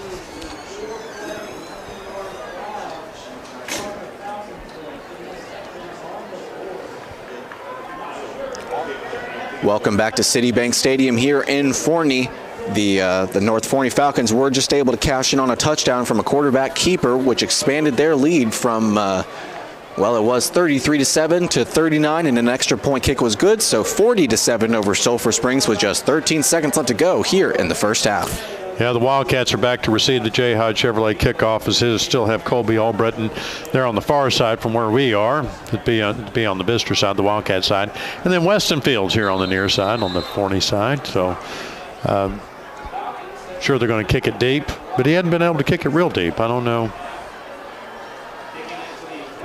And something of a squib kick as it goes straight to number 14 on the kickoff, and he takes it, gets about close to 10 yards on the return, but will be taken down inside the Sulphur Springs 40-yard line at the 39. Yeah, so good job by Reed Williams there, but after the play, a flag skyrockets from one of the officials. Could be some extracurricular activity there after the play, but I really haven't seen an official throw a flag that high. He had some good height on that. Here comes the call by the official. Unsportsmanlike conduct. On return team number 14, throwing the ball at a player. That's number 14, first unsportsmanlike conduct of the game. And so Wildcat player getting confused there of who to throw the ball to, and unfortunately got caught throwing it to one of the Falcons. So that's 15 yards against the Wildcats. It's going to back them up to about the 26-yard line. The 24-yard line, their own 24. Only 6 seconds left in the first half of this ball game. Mitchell hands it off to his running back, who stumbles to the ground, and that will end the first half as the Wildcats football team trail big at Forney Citibank Stadium to the North Forney Falcons, 40-7. And what's going to send us to halftime, we're going to take a break here and hear from a few of our play-by-play sponsors who, without their support, we would not be able to attend these games, either at home or away. And I'm going to read off those sponsors once again. Of course, they're iFocus Eye Care, Sulphur Springs Dodge, Northeast Texas Farmers Co-op, Jayhawk Chevrolet, Wesley House Assisted Living, Alliance Bank, Hometown Realty in Sulphur Springs, Hooten's Hardware in Emory, Texas, Farm Country Inc., CPI Imaging, Christus Mother Francis Hospital there in Sulphur Springs, Saputo, and City National Bank. So we thank all of them for their support over this past season, and we'll hear from a few of them right now as the band gets set up, and we'll be back to Wildcat football at halftime here in just a moment.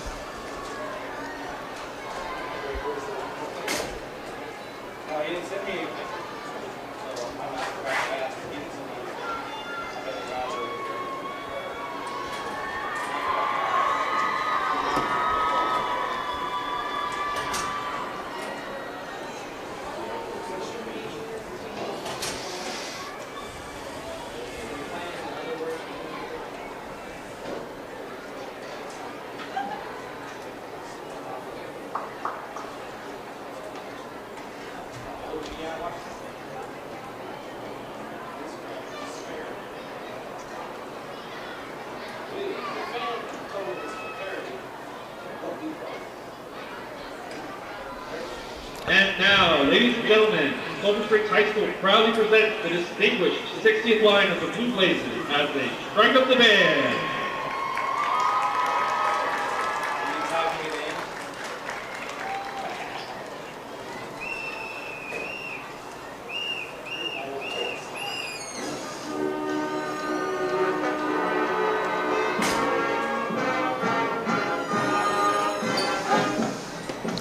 And we're back. It's halftime as the Blue Blazes perform their routine, Strike Up the Band.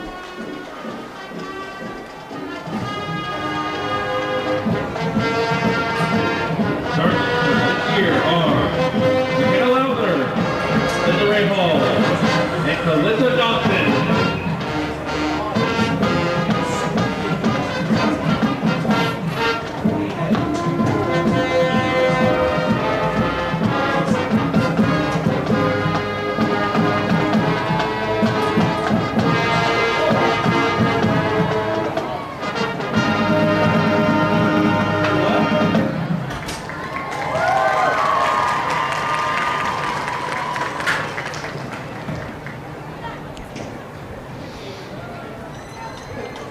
Officers for the 60th line are Junior Lieutenant Sally Spraggin, Junior Lieutenant Emily James, Junior Lieutenant Jocelyn Yannis, Junior Lieutenant Olivia Worth, Co-Captain Macy Peppes, and Captain Haven Walker Moore. The Blazers would also like to recognize their spirit girl, Jocelyn Yannis, and their outstanding Blaze of the Week, Calissa Johnson. The Blazers are under the direction of Meredith Dial and Assistant Director Cammy McGraw. Tonight, the Blazers will be performing an exciting prom routine to Think.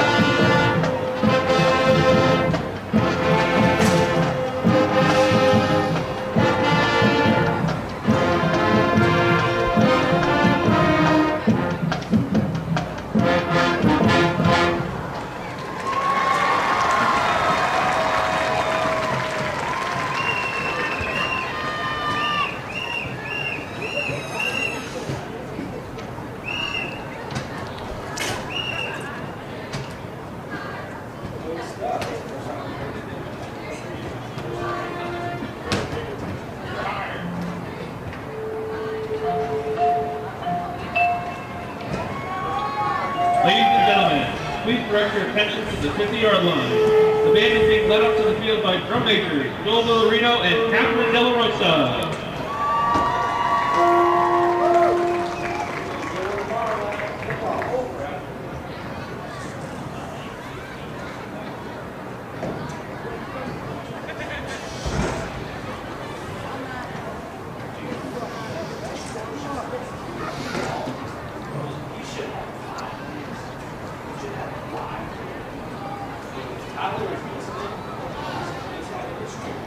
Ladies and gentlemen, here they come. Man, oh man, that Wildcat band. Tonight, the band is proud to present a portion of the 2021 show, Be Our Guest. This week, the Wildcat band has two sections of the week, the euphonium and the tubas. And this week's band members of the week are our varsity football and drill team members. Colby Aldrin, Cameron Jefferson, Trent McKinney, Uriel Santa Cruz, Matthew Sherman, Sarah Voss, and Jocelyn Yanez.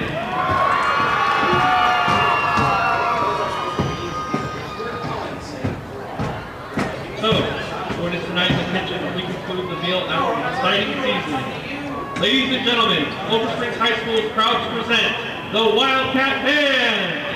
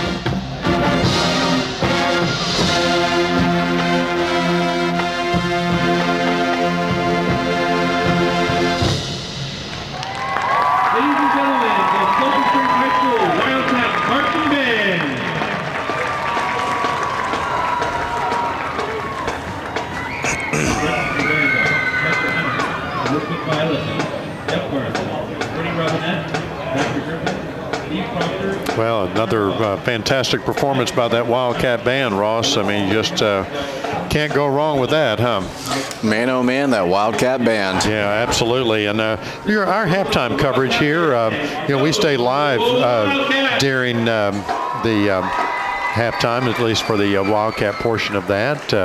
And that's brought to you by Galleon Insurance, Sulphur Springs Floral, Town and Country Cleaners, Jordan's Place Pediatrics, Hall Oil, and Sulphur Springs Dodge. And so there's some great support there in our community for the not only football, but for the band and the drill team. And so we certainly thank those folks for continuing to support the other Wildcat athletes and participants for these football games. And kind of a bittersweet moment there, I guess, for that 60th line of the drill team, Ross, that going to be their last football performance of this year. And so a last football appearance for some of those seniors. Yeah, you're absolutely right. And not only that for the drill team, but also the color guard, the band as well, of course, as this was their, they got here a little bit late to Citibank Stadium, but still, all the same, this is their last football game of the fall 2021 season. And just like you were saying, for some, it is their last football game potentially ever performing as a band member. So they just got to take it in and enjoy it as best they can. But admittedly, it is a bit tough when that aforementioned last game is, at least right now, kind of a blowout in favor of North Forney. Right, exactly. And so as the very loud Falcon drill team comes out on the field, we're going to take a break and hear from some of those halftime sponsors that make our job here possible when we go on the road and at home to sponsor the halftime festivities. So we'll hear from a few of those, and we'll be back with some halftime comments here in just a moment. The Sapphire students have been dazzling audiences for 13 years. They're 4-time divisional national champions, 3-time best of the best champions, and state grand champions. Tonight's halftime is dedicated to our senior class and their families. Thank you for your dedication and support of our sisterhood. Tonight we're from the former Power team to Danger Zone. Congratulations to our Sapphire students of the week, our senior class: Aaliyah Adams, Melissa Carter, Jayla Davenport, Quintana Hermias, Mia Guillen, Nellie Marigi, Venetia Robinson, Alexis Thompson, Haley Wilson, and Alyssa Winston. Now, please enjoy your North Forney Sapphire Strutters.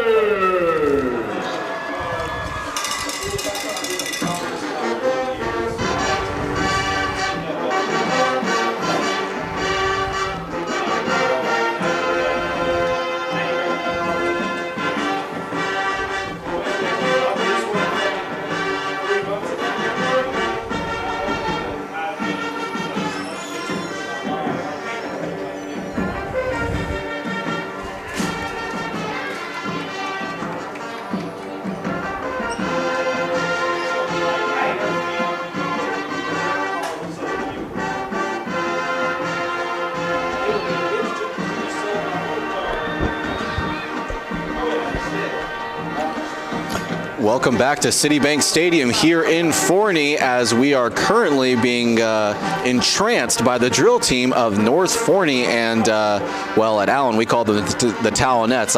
It's not like that anywhere else, so I can't call them that. But right, I think they call them the Sapphire Strutters, I think is what I heard. I hadn't heard that one before, and I may be wrong. Something we'll have to pick up on the YouTube replay again, I guess. So. But we're getting also some wonderful music played by the band. I don't know if we can actually name the song due to potential copyright issues. Right. But yes. But it's a song by Kenny Rogers, I'll say that much. And it's a good one. And so great sounds from the Forney band. But let's talk about this game a little bit. So it's been something of a first half to forget for this Wildcat football team, as they, on their first offensive drive, they did give up a safety in their own end zone to go down 2-0. Gave the ball right back to North Forney, which Forney followed up with a 40-yard touchdown, going up 9-0. And then it kind of just, it was was really touch and go for the Wildcat offense. As I was mentioning earlier in the broadcast, they haven't had a whole lot of issues moving the ball down the field at times, but it's been kind of putting the ball in the end zone, which has been an issue. As on their next drive, a 50-yard field goal was no good. The next drive was ended with an interception. The following drive, which was near the end of the first quarter, J.J. Hall was able to get a touchdown to pull it within 8 at 15-7, but then 2 more Wildcat drives ended in interceptions, and then a third drive ended with a fumble. All 3 of those turnovers committed by Matthew Mitchell, and the Wildcats find themselves down big here at halftime, 40-7. Yes, and just like when you're talking about, Ross, they get something going, and then boom, they have a turnover. It's an interception, or they've had a fumble, and so it's just been just a series of great drives, but they get it down the field, and then all of a sudden something kind of falls apart. So it's very unfortunate here on this last game for these Wildcats. But I have to say, if we were going to pick the defensive play of the game right now for Sulphur Springs Dodge, our defensive play of the game sponsor, it'd be Cole Silman on that interception, because he read that. He looked like Diggs there for the Cowboys. He came out of nowhere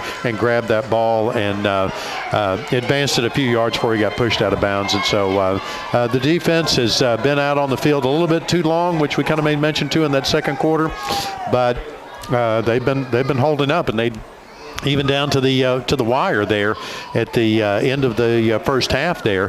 They made that stop at the goal line and held them to a field goal when the Falcons had just marched down the field and gotten right there. And striking distance is not even putting it mildly. They were just on the 1-inch line, and the Wildcat defense held, and Forney had to kick a field goal. So again, real good performance, offense and defense. It's just not coming together on the scoreboard. Yeah, you're absolutely right, Chad, and that's unfortunate because, like a couple of things we've been talking about, the Coach Owens and I have been talking about during our weekly interviews, and that's one thing that he's been talking about is that just, they can move the ball, they can drive, but they can't really, not really say that they can't get touchdowns, but a lot of times they have to settle for field goals, right. And usually the touchdowns come on sort of explosive plays, so maybe the Wildcats need to start dialing it up and really start attacking this defensive backfield for the Falcons. Yeah, normally at this point at halftime, we're trying to figure out and trying to send messages into the locker rooms for the coaches to hear about what they can do to change anything. And I'm going to say they're going to come out for the second half, and they're really not going to change anything on either side. Obviously, what the Falcons are doing is working for them. They've got some big plays. They've got some trick plays. They have explosive plays, and they've got some very fast receivers. So I think they're just going to continue to run those when they can. On the Wildcat side of the ball, I don't know. They've had some really good running plays. They haven't connected enough on the passing plays because some of them have ended up with interceptions, of course. And there's been real good coverage for the Falcon defense on the Wildcat receivers. So it just hasn't been much going there. So I think they're still going to keep running the ball, but that's not going to get them into the end zone. So maybe now that last few sets of plays, the last drive that we had for the Wildcats, the last full drive, we had a lot of receivers in it. We had Cable Glenn, we had Reed Williams in as a receiver, Weston Fields, of course, and somebody else. But they were all in and weren't passing. They were still running the ball. They were trying to get all the coverage out, man-to-man coverage way to the outside on those receivers and run the ball up the middle. It worked on a few plays, and then they blitzed. The Forney defense blitzed and wrapped up and stopped a couple of those plays right at the line of scrimmage. So I don't know. I don't know what would you think is going to be the change in the second half? Well, one of the things that I failed to mention that Coach Owens has talked about over the last few weeks is that the last few games of the season were all about pride. Even when they were eliminated from the playoffs, Coach Owens has been preaching to his program. He said, seniors, just as we've been talking about, these are your last games, potentially ever, not only in Sulphur Springs, but could be in your playing career. So soak it up, enjoy it as much as you can, win the play, win the day. That's what he kept saying, and it's a really good soundbite, but it's true. I mean, you win the play, you move on to the next one. Don't think about the next play. Don't think about the previous play. Think about your current one, what you need to do, and what you need to do to accomplish that goal. So, and I think we've seen that. We've seen that on the field. We've seen that reaction from those players. Yeah, you're absolutely right. And there have been a number of plays where the Wildcat defense especially has come up with a number of big stops, and it looks like they have a chance to get off the field. But then just as quickly, those key position players for Forney and unfortunately for previous opponents as well, just really showing up and showing out against this Wildcat defense. But they had some chances to get off the field, especially on that first drive. In fact, they forced a 3-and-out on their first drive. But some consistency issues for the offense just continue to plague this team as they try to continue to seek their first win on the season. Right, yeah, and that was a 3-and-out with North Forney having very good field position. I think they started like on the 45-yard line after that first kickoff. They had a good run back, but the Wildcats held them 3 plays and had to punt it away. And so we haven't seen any miscues as much. I guess you can say interceptions or miscues, but those were not necessarily badly thrown balls. Some of them were thrown into traffic. They just have very quick defenders on the North Forney side, and so I'm going to go with Coach Owens on that. Just like you said, is keep playing, and that's what we've seen. We've seen this time and time again, that these young men play with passion, but they also play with dignity, and I really like to see that. They have nothing to be ashamed of, everything to be proud of with the way that they played this season. Even though their record is not a winning season, obviously, they really have they've certainly grown a lot out of it, and we've seen a lot of these younger players as well, not just the seniors get better over time, but some of these younger players will be coming back next year getting better and better with each game. And so that's why we have so much support for Wildcat football, is because of the dignity of these players year after year, and I'm proud to be here and proud to be a witness to that, because and that certainly says a lot for Greg Owens and his team, what they instill in the players, because you can tell there's a lot of frustration on the field, but a lot of the Wildcat players really try to dial it back and try not to get involved in that. We had a few unsportsmanlike conduct penalties, but I think maybe the other teams are trying to draw the foul on that and trying to really kind of antagonize the Wildcat players. But really proud of this Wildcat team is what I really want to say. Yeah, you're absolutely right. And you talked about how much we've seen them grow over the course of the season. And I mentioned earlier in the broadcast that they started the season with so many ranked teams at the top of their subdivision: Lovejoy, Frisco, Kaufman, and then, of course, district opponents Ennis and Royce City. But the way that they've continued to grow and fight, what I want to see here tonight, though, in the second half, is how much can they grow when facing such a pretty decent deficit at halftime, and how can they respond and potentially pull it back close. Right, and so we'll find out more about that here, but we're going to, as we're the Forney band, the North Forney band is wrapping up out on the field, we're going to hear from a few more of our halftime sponsors here at Wildcat Football. We'll take a break, and we'll be back here at Citibank Stadium in Forney in just a moment.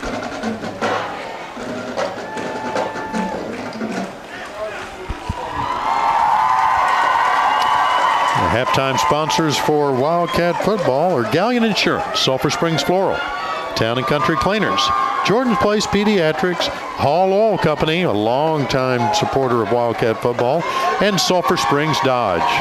Scott Nottingham, Sulphur Springs Dodge, also a play-by-play sponsor, as well as our Wildcat Defensive Play of the Game sponsor.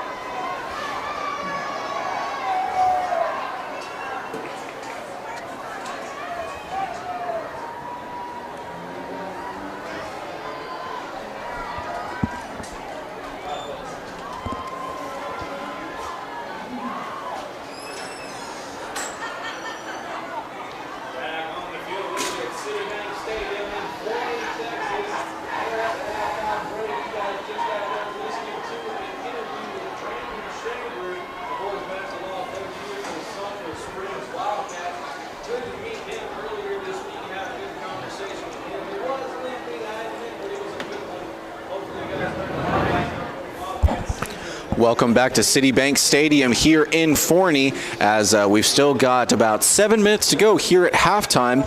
The North Forney Falcons have retaken the field, about ready to get their stretches underway. Both bands have vacated the field and huddled up with their respective band directors, getting a quick recap of their performance. But yep. And we've got some player out there retrieving part of his uniform that he left out there during the first half. He's coming back, and so yeah, we're getting ready, waiting for the Wildcat team to come back out.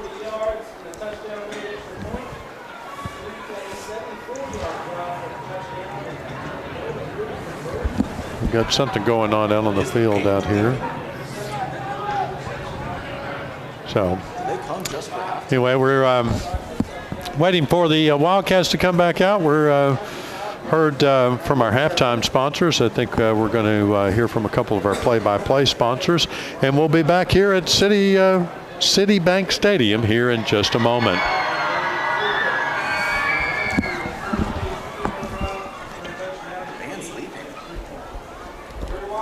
the band's leaving. They came for halftime. They're packing up.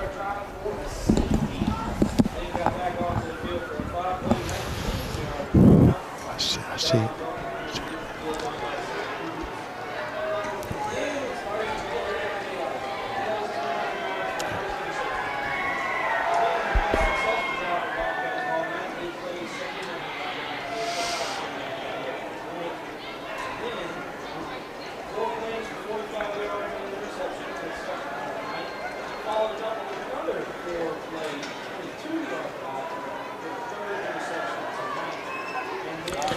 And we're back at Citibank Stadium here in Forney, Texas, where the Wildcats are playing the North Forney Falcons. And if you've just joined us, the first half hasn't been too pretty as the Wildcats come back out on the field stretching, and certainly after a long talk in the locker room there to try to make some changes for the second half.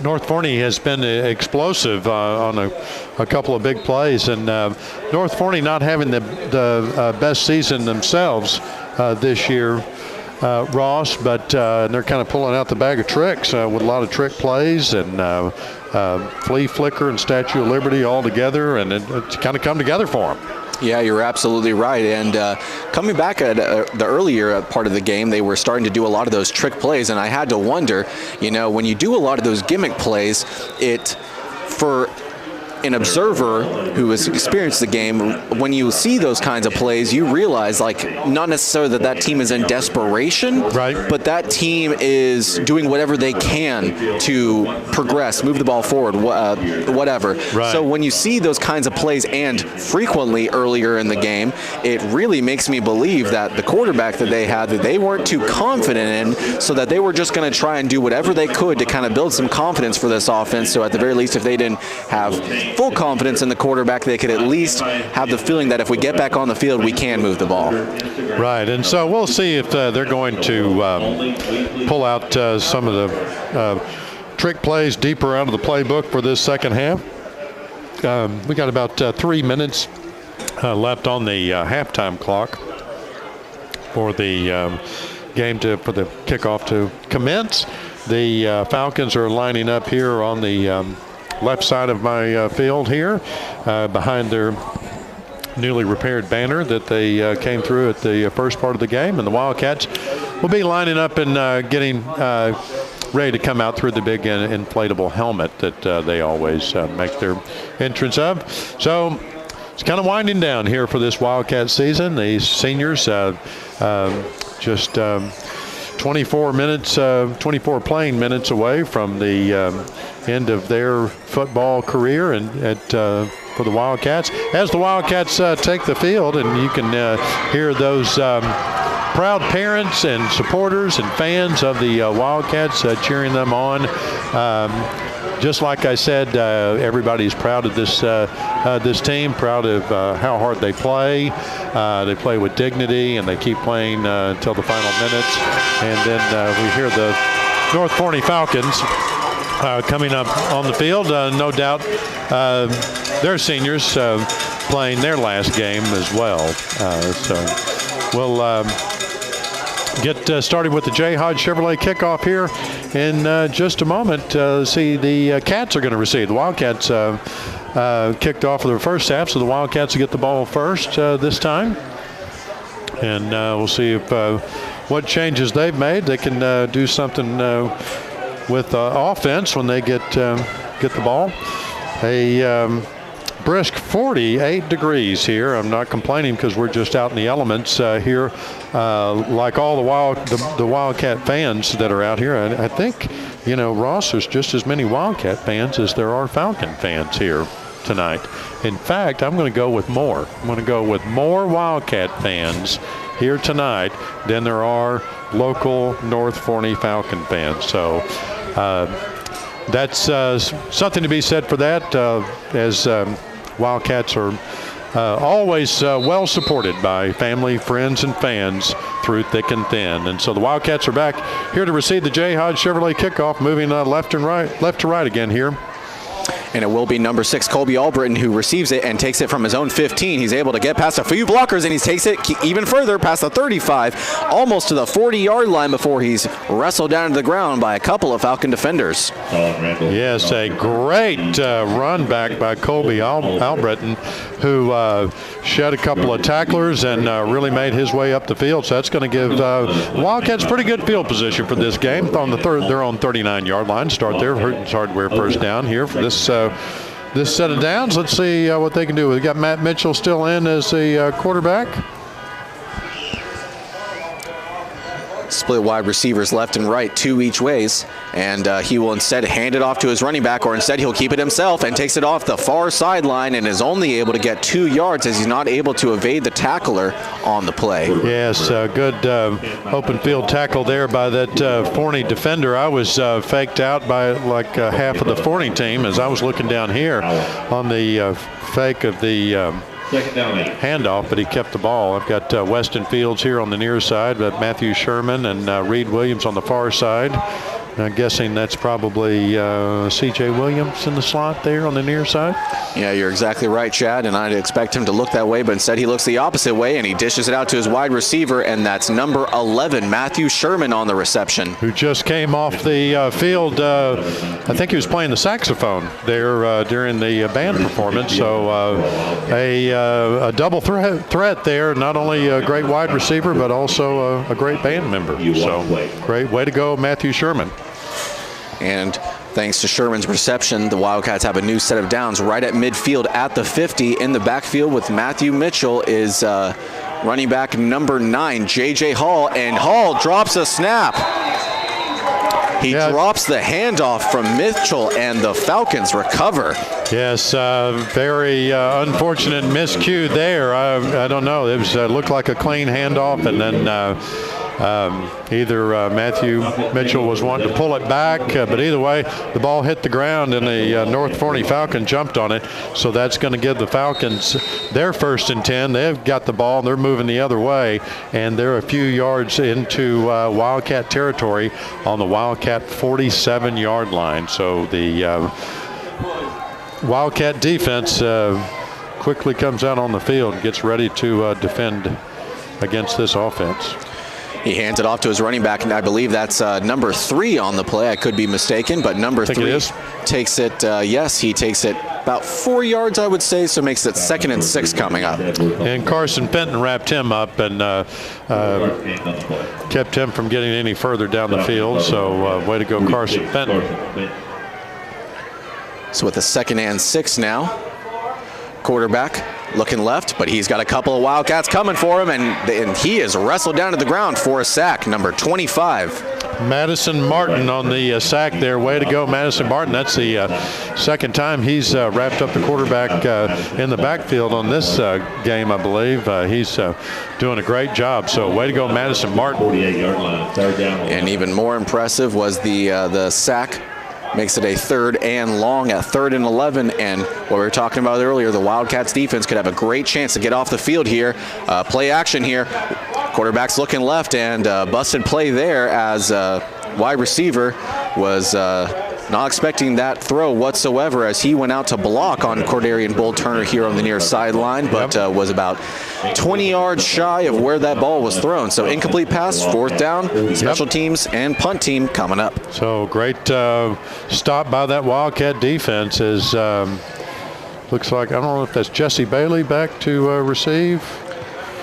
23, wait, hold on. Yeah, you're right. That's 23, and I believe that's Austin Cheney. Thank you, Austin Cheney back, and but the ball, the punt goes out of bounds, and so the Wildcats are going to get it on the 25-yard line. It's going to be 1st and 10 for these Wildcats. The pretty quick turnaround here. 9:24 left in this third quarter. The Wildcats down 40-7. 40-7. The Falcons over the Wildcats, and the Wildcat offense comes back out ready to go, and that's Matthew Mitchell in as quarterback. 9:24 left in the third. The Wildcats will have their second possession on offense here in the second half, and he'll hand it off to his running back. And this time there was no fumble, as I believe that was, number 8, Malachi Rowland, who was able to take it 3 yards upfield on 1st down. Number 8, Malachi Rowland, gain of 3 yards on the play. Stop. Yeah, good run by Malachi. Got Weston Fields here on the near side in as receiver. Malachi still in as a running back. Got trip receivers on the far side.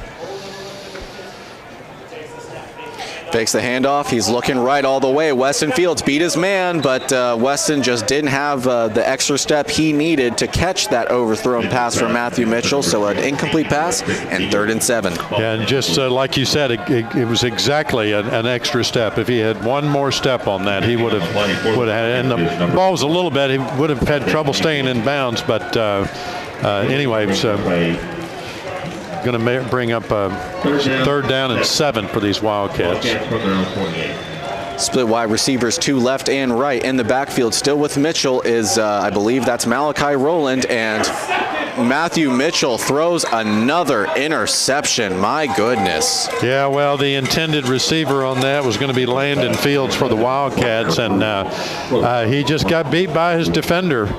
Just nothing to it. The ball would have been right there on Landon Fields' numbers, but the defender came around and was just too quick and snatched the ball. So that's going to be yet another turnover for that Wildcat offense, and the Forney Falcon offense comes out on the field. Boy, it's so hard to say. North Forney Falcons. I don't know why. Can't say that.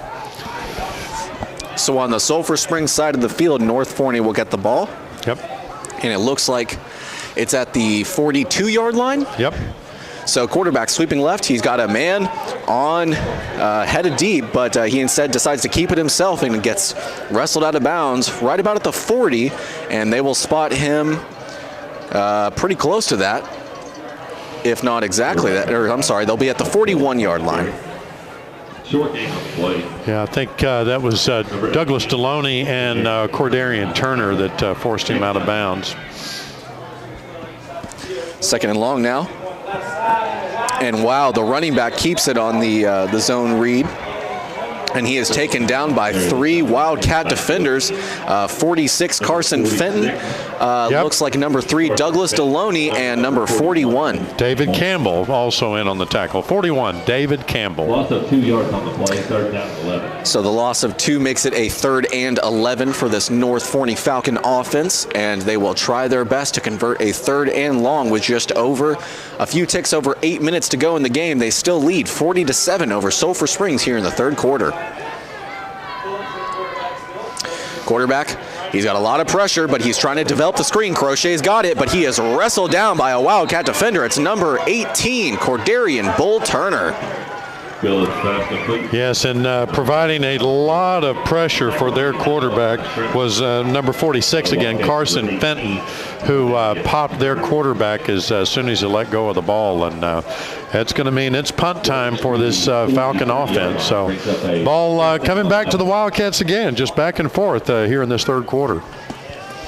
And a high arching kick. Austin Cheney goes back for it, but he instead elects it, and wisely so, lets it fall back into the end zone. And in the end zone it is, as as it's a touchback, but there is a flag thrown, and man, that flag was thrown long and hard. So. I'm gonna call that about 25 yards. Yeah. That flag went, it's horizontal. That went farther than that vertical flag that we saw earlier in the game. That's all said was the highest flag ever thrown. So this one went straight across a line drive, and so you're right in the middle of the field. Of course, I missed that. Let's see what the man in the white hat says. Holding on return team number 41. Half the distance from the end of the kick, which is the touchback, the 10-yard line, first down. So that was going to be a holding call against one of the Wildcat special teams players, and that's going to move the ball from the 20, which is where it would be on the touchback, half the distance to the goal, back to the 10-yard line. So not very good field position for these Wildcats as they come out for their first down, all the way back in their own territory on the 10-yard line.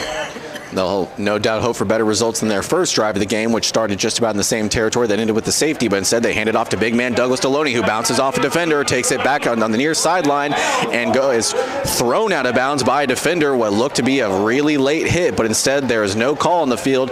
He still got a first down all the way up to about the 25-yard line. Yeah, that's really unfortunate. Not trying to complain about these officials because they have a hard job to do, but he was a good 2 steps out of bounds when he was thrown down. So the play should have been whistled dead, and flag should have been thrown on that one. But anyway, the Wildcats get the first down. Here they come for their Hooten's Hardware first down on their own 22-yard line. Mitchell hands it off to big man Douglas Deloney, and the defense sees right through that one as he's able to push his way forward for just a yard, but no more. So a 2nd and 9 coming up. Yes, got to try to follow one of his offensive linemen out there and just couldn't come up with it. Going to tell you about Sean Dial, 59. He's in on the ball game here, and I think that's Jacoby Yarborough also in. And Mitchell looking right for Colt Silman, and Colt had a nice catch, able to turn it upfield right before stepping out of bounds, past the 25 to the 27, so it will be a 3rd and about 6 coming up for this offense. Yes, it's going to be a big 3rd down play for this Wildcat offense.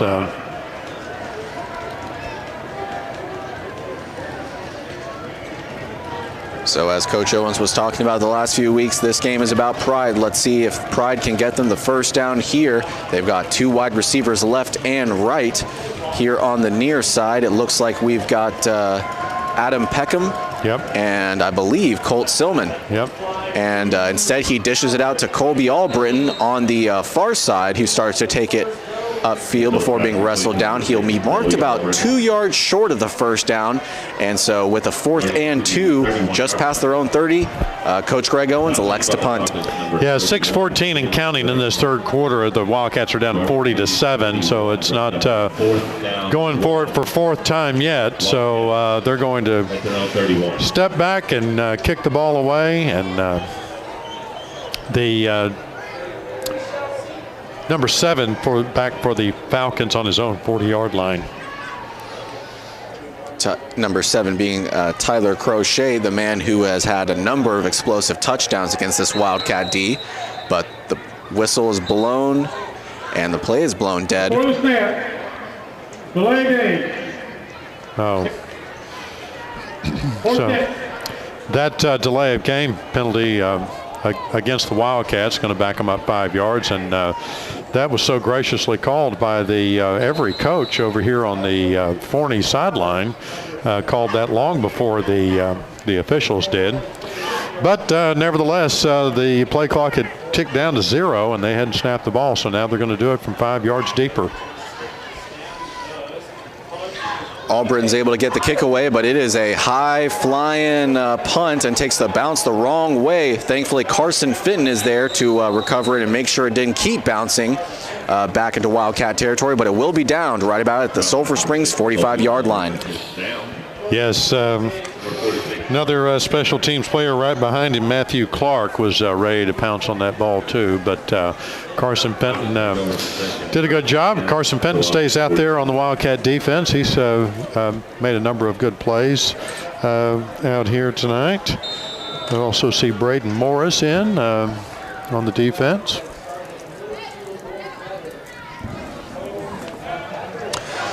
So he quickly dishes it out to his wide receiver, number 13, on the near side, and he's able to take it upfield before being pushed out by, I believe, Colt Silman on the play. So he'll be pushed out at about the Sulphur Springs 35. They'll mark him at the 37.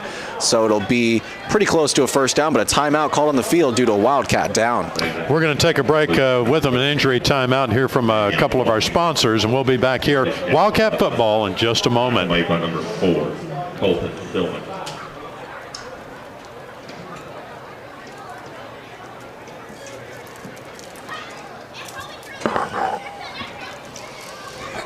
Ben's still here. Yeah, they went and got dinner.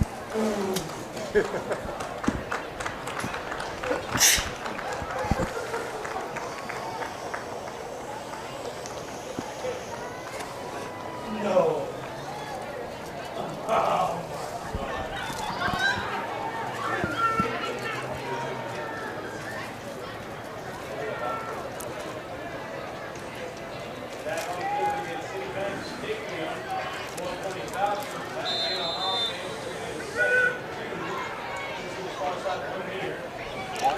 Welcome back to Forney Citibank Stadium, just in time as number 8 is looking deep for his wide receiver, number 13, on the near side, but overthrown, and he was pretty nicely covered by 2 Wildcat defenders on the play.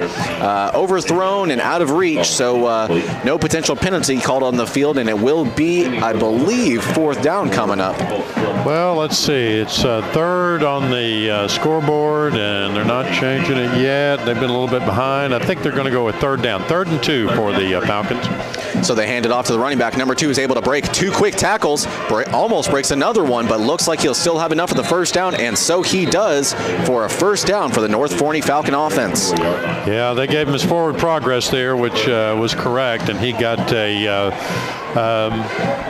new set of downs there for Forney. I'd like to be calling the Hooten's Hardware first down for the Wildcats, but unfortunately the North Forney Falcons have it right now. So inside the 35-yard line now at the 34, the quarterback fakes the handoff and instead dishes out to his wide receiver, number 13, on the outside here on the near sideline, but is knocked loose by a defender there. Colt Silman, again, a great defender on this Wildcat defense, as he popped the receiver as soon as he got the ball, and that did it. He couldn't hold on to it. After the incompletion, thanks to the knocked out pass from Colt Silman, it's a 2nd and 10 now. Just under 4:30 left to go here in the 3rd. He hands it off to his running back, number 2, and he starts to take it on the near side and gets close to enough yards necessary for the first down. They might mark him, and they will mark him a yard beyond the first down marker, so it will be, in fact, a first down for this Forney Falcon offense. 2 first downs and 2 more.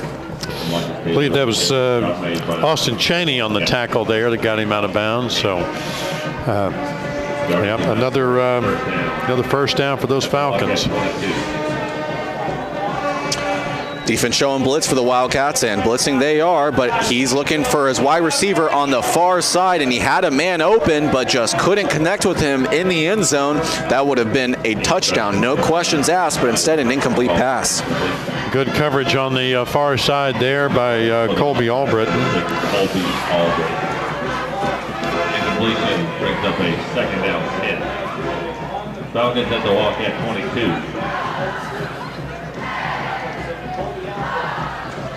So with the 2nd and 10 coming up, about 3:45 left to go here in the 3rd. Number 2, the running back, gets the call, and he slips a little bit, slips twice, but still has managed to stay up on his feet and gets about 5 yards, maybe 6 on first down. Or I'm sorry, 2nd down, so it will be a 3rd down coming up. Yep, looks like they're going to mark it about 3rd and 5 there. 5-yard gain. And so this could be a big stop for the Wildcats here. This Wildcat defense still not giving up. 3rd down 5. And number 2 gets the call yet again, and he takes it right up the center, and he will be marked just short of the first down this time, so it will be a 4th and very short at about 1 yard. So with the Falcons being ahead, they're lining up. They're going to go for it just all of a sudden. And The quarterback will give it off to number 2, and he's got nothing but green grass ahead of him as he gets into the end zone, and almost untouched before he's touched by a Wildcat defender as he crosses the plane. So another touchdown for the Falcons. Well, a good play call by the North Forney offensive coordinator as they went straight to the line of scrimmage and caught the Wildcats kind of the defense on their heels there and ran that play before they could get set up and took it into the end zone, and they're going to go for the extra point here. It's going to make it a 40-point spread if he makes this. And it's good. The kick is good, so that's going to make it the Falcons 47 with the Wildcats 7. 2:56 left in this third quarter. We're going to take a quick break, and we'll be back with the Jayhawk Chevrolet kickoff in just a moment.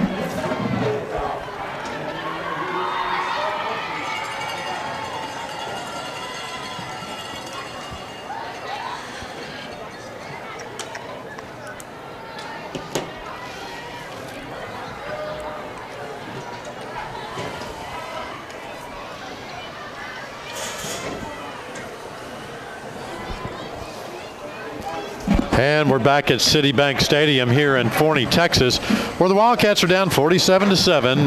The North Forney Falcons seem to be dominating this game.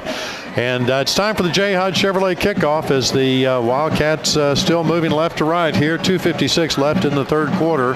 And looks like they've got Weston Fields and Colby Albritton back to receive the Jayhawk Chevrolet kickoff. Ross? And about set to kick it off from Forney here, and looks like we've got another deep kick, and a deep kick it is as it goes straight to Colby Albritton inside his own 20. He starts to take it back and return it, but he is, wow, hit in a big way by some Falcon special teams members, and he is taken down inside his own 35 at the 32. Yep, it's going to be 1st and 10 for this Wildcat offense. Another Hooten's Hardware first down here as Kirk Reams and all the staff of Hooten's Hardware, Emory, Texas, support those Sulphur Springs Wildcats. So Hooten's Hardware, more than just nuts and bolts. You've been down there, Ross. Sure have, and it's a wonderful store out there. I mean, very impressive. It rivals all of the Lowe's and the Home Depots. And another pass from Matthew Mitchell here. He gets out to Cable Glenn on the outside, and Glenn fumbles. And the Falcons recover. So another turnover from this offense, and the Falcon offense right back on the field.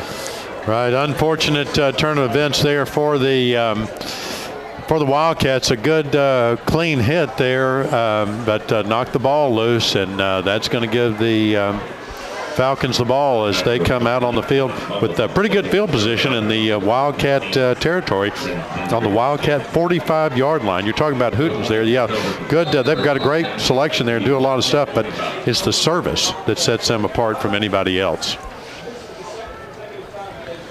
And so from the first play on the drive from the Falcons, they will hand it off to the running back, and it looks like we have got we've got some backups in for this Falcon offense, as this game is it's pretty much wrapped up, even though we still got a whole quarter to go. The Falcons lead by 47-7, and a number of wide receivers that I do not recognize here on the night, but of course number 7, Tylen Crochet, still out there. He's on the near side. The quarterback will keep it on the play as he had a designed option, something you see a lot more in the college game, but a nice play altogether, but wasn't able to get a whole lot. So we'll be about a gain of 1 on the play, so we'll make it a 3rd and long at 9. Yep, so another chance for this Wildcat defense to make a big stop here. It's going to be too far for them to kick it, so. And once again, handed off to number 2, the running back, and he is stuffed at the line of scrimmage. He is able to get about 3 yards on the play, but it looks like there might be a flag down on the field on the far side. We'll see if the flag is called. If perhaps it's a hand warmer, as we realized last weekend with the Wildcats. That was another sideline warning. You couldn't hear that because he was his voice was cracking up there, but that was against Sulphur Springs. So I guess coach too far out on the field there. All the players are lined up well out of the white zone there. Here comes the punt. They punt it away, and number 23, Austin Cheney, is back to receive it, and he will let it go right past him and into the end zone for a touchback. So the Wildcats will get the ball at the 20-yard line here coming up. So a good decision there. Austin Cheney letting that go, and it bouncing into the end zone. And so the Wildcats will come out for another Hooten's Hardware first down. We were talking about service, with Hooten's Hardware, and another one of our sponsors, Northeast Texas Farmers Co-op. You hadn't been over there yet, have you, Ross? Have not. You don't do all your farming purchases over there. I went in and asked some farming questions, and they even answered them with no surprise that I was asking farming questions. So that was nice. So starting the drive from their own 20, they'll hand it off to the running back on the play, and number 20 is able to storm his way forward. That might not be number 20, but he is able to get 3 yards on the possession. Put my handy binoculars out here. I'm going to say that was, I think that was Malachi Rowland there. Sure was. Yeah. So Rowland gets 3 yards on the rush. It will make it a second and more manageable at 7, but under a minute to go here in the third quarter now at under 40 seconds. So after the mild rush from Rowland, he'll fake the handoff, get it out to Cable Glenn again, and Cable Glenn will do his best not to fumble on the play, but he is surrounded by 3 defenders who do their best to wrestle him to the ground, but not before he can get well enough for the first down and a new set of downs for the Wildcats. Oh, they'll move the sticks, and the Wildcats get a new set of downs. So here comes your Hooten's Hardware first down for these Wildcats. They're on their own 32-yard line, so we've got a ways to go, but that was a good pass, a good catch by Cable Glenn, and he held on the ball. And now it looks like somebody's calling timeout. So we're going to take a timeout with them and hear from the sponsor. And we'll be back here at Wildcat Football in Forney, Texas here in just a moment.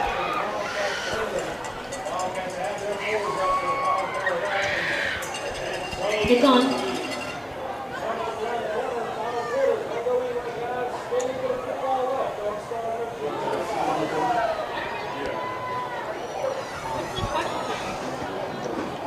Okay, I'm here for another Whataburger Trivia Challenge. Which of these tokens makes it to the Kessler? Welcome back to Citibank Stadium here in Forney as we've got the fourth quarter of the regular season finale for the Wildcats football team. They are unfortunately trailing big here, 47-7, but they've been trying to find some chemistry on offense, trying to move the ball, but just as we've been talking about during this game, they've kind of been shooting themselves in their own foot at times. Yes, and we've switched into the field because the end of the third quarter has passed, and now it's the beginning of the fourth quarter. So 12 minutes left in this ball game. The Wildcats down 47-7, and now they're moving right to left. And on the far side, let's see, on the near side, I've got Matthew Sherman here lined up as a receiver, so he's had a good night. And the Wildcats on their own 32-yard line. He hands it off to number 8, Malachi Rowland, who's able to quickly stream upfield. He's past the 50, 45, 40, 35, 30. He will be wrestled down before he makes it to the end zone inside the 10 at about the 9-yard line. Depends on where they'll spot him. Wow, what a fantastic play by Malachi Rowland as he just powered through that line and kept on going down the field. It took 3 North Forney Falcons to wrap him up and take him to the ground. And so now we're going to have to wait for the crew with the sticks to make it all the way down here. Now they finally figure out they're not needed because they're inside the 10-yard line. It's first and goal for these Wildcats for their Hooten's Hardware first down. At the 9, they'll hand it off to big man Douglas Deloney, and he's able to barrel his way past a couple of defenders inside the 5 to the 2-yard line. So as he gets either tackled by his helmet or his horse collar, they don't throw a flag, but they pull him down, and now it's going to be second and goal. Looks like they're going to mark it about the 3-yard line. Appears to be so. Yeah. Maybe even the 2. Looks like they gave a little forward progress there. So with the second and goal from 2, they'll see if they can't punch it in. They'll hand it off to Douglas Deloney, see if he can't do it. and it looks like he might have gotten close. There's no call on the field yet, but the call is short, so it will be a 3rd and very short for the Wildcat offense, looking to get their 2nd touchdown in the game. I think all of the 11 Falcons were in on that play. It took it to push him back, and so it's 3rd and inches here for this Wildcat offense to try to get into the end zone. So they're taking their time. The play clock down to 20. So 3 wide receivers right for the Wildcat offense, and Matthew Mitchell will keep it himself for a touchdown. Beautifully designed play there to get the Wildcats in the end zone for their 2nd touchdown on the night to make it, as it stands currently, a 47-13 deficit for the Wildcats. Extra point kick coming up. Yeah, what great effort by Matthew Mitchell there. Undeterred, he walked that one right in, kept it and got into the end zone, as Northeast Texas Farmers Co-op says, way to go Wildcats, and way to go Matthew Mitchell for putting 6 points on the board. Here comes the extra kick. And wow, they fake it. They instead hand it off to number 20, who tries to take it in himself, but can't get really. He can get inside the 5, but was wrestled down at about the 3, so that's where it will be spotted. So no extra point kick. The 2-point conversion is no good, so the score stays 47-13 in favor of North Forney. But I love it. I love that they went for it that way and tried to have a little trick play. They pitch it out to Uriel Santa Cruz and try to get him to run it in, but he got cut short. We're going to come back here to Citibank Field here in Forney in just a moment, where we'll be getting ready for the Wildcat to receive the Jayhawk Chevrolet kickoff. We'll be back in just a moment.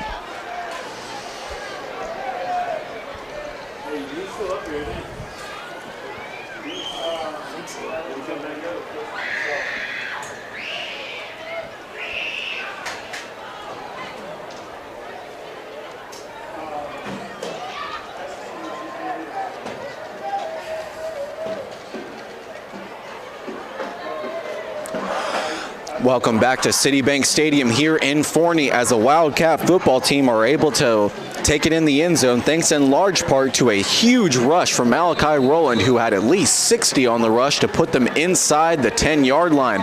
Wildcats have an onside kick coming here. And a beautifully pointed ball, and it looks to be far enough, and a Wildcat was able to come down with it, and so they do, as the Wildcat football team will have 2 straight possessions here. What a fantastic play. I think I said earlier they were going to receive the Jayhawk Chevrolet kickoff, and they did by kicking an onside kick and taking it back. So Braden Morris is the hero on special teams tonight, as he jumped up and came down with that ball, and that's going to let the Wildcat offense back on the field. They come out and line up on the 46-yard line in Falcon territory to take their 1st and 10. Here comes your Hootens Hardware. 1st down for these Wildcats. 4 wide receivers for the Wildcat offense in the backfield with Matthew Mitchell is number 3, big man Douglas Deloney. Deloney fakes the handoff. Mitchell's looking deep. He's got a wide receiver all alone who had at least 2 steps on his defender, Weston Fields, but just overthrown from the quarterback Mitchell. Incomplete pass, 2nd and 10 coming up. Yeah, well, this is obviously, I think, the coldest game that we played that these young men have played. It's 46 degrees out right now, and so temperature may be a factor in this. He launched that ball, great pass way down the field, but just overshot his receiver and brings up 2nd down for these Wildcats. Trips left for the offense. They hand it off to Douglas Deloney, who takes it right up the gut on the halfback draw, and he's able to get more than 5 yards. It'll be about 6, so a 3rd and 4 coming up for the Wildcat offense. Yes, good play. Douglas Deloney really giving that effort. I've got one of the tight ends lining up here in the slot over there. Luke Caton's in the ball game. 2 wide receivers each way for the Wildcats, and he fakes the handoff to Douglas Deloney. Mitchell tries to take off with it, but he is taken down by a number of defenders for the North Forney Falcon defense. Tackled for a loss. It will be counted as a sack and makes it a very long 4th and 7. Play number 3, Marquise Edwards in the backfield for the Falcons. Wildcats may be going for it here. And it appears to be so. Number 45, Troy Matthews. We've got Alex Flecker here lined up as a wide receiver here on the near side.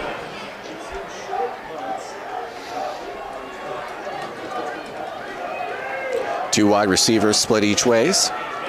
Wildcats fake the handoff to Deloney. Mitchell having to leave the pocket. Lots of pressure coming for him. He's trying to get to one of his receivers, and he's got number 14 in deep inside the 30. Great catch by Reed Williams, who snagged that ball and turned that into a first down for your Wildcats. So Matthew Mitchell under pressure, but undeterred. He kept scrambling around and threw a great pass to an open Reed Williams for a first down. Here comes your Hooten's Hardware first down.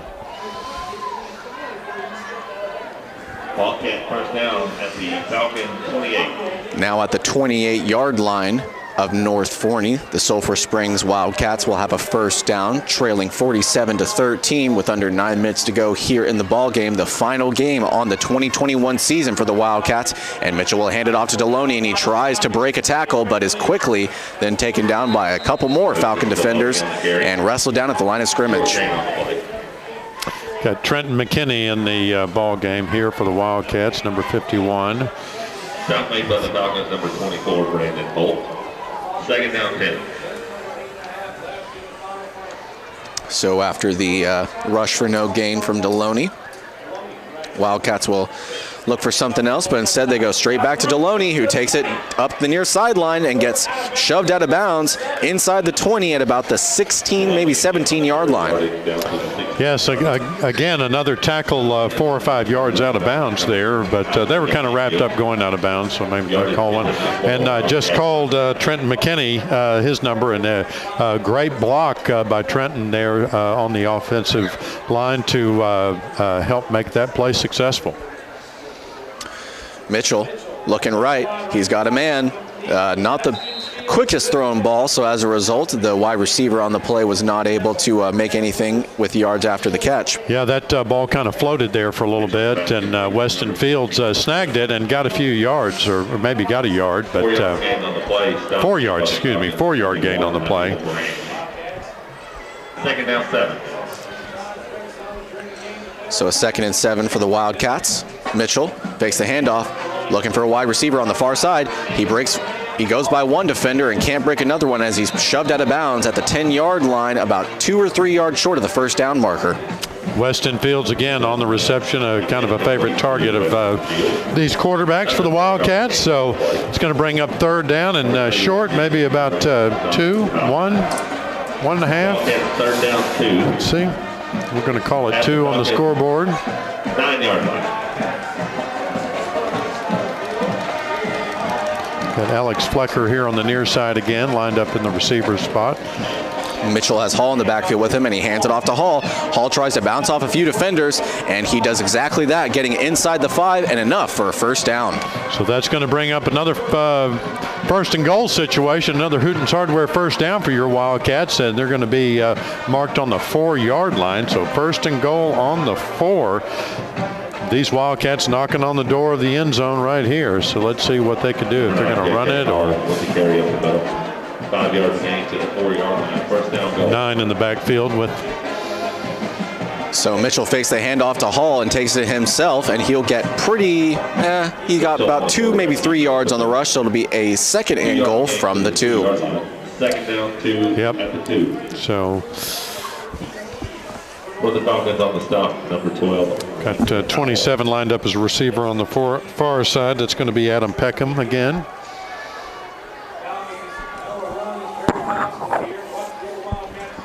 Mitchell hands it off to Hall, and Hall walks into the end zone after a nice cutback for another touchdown.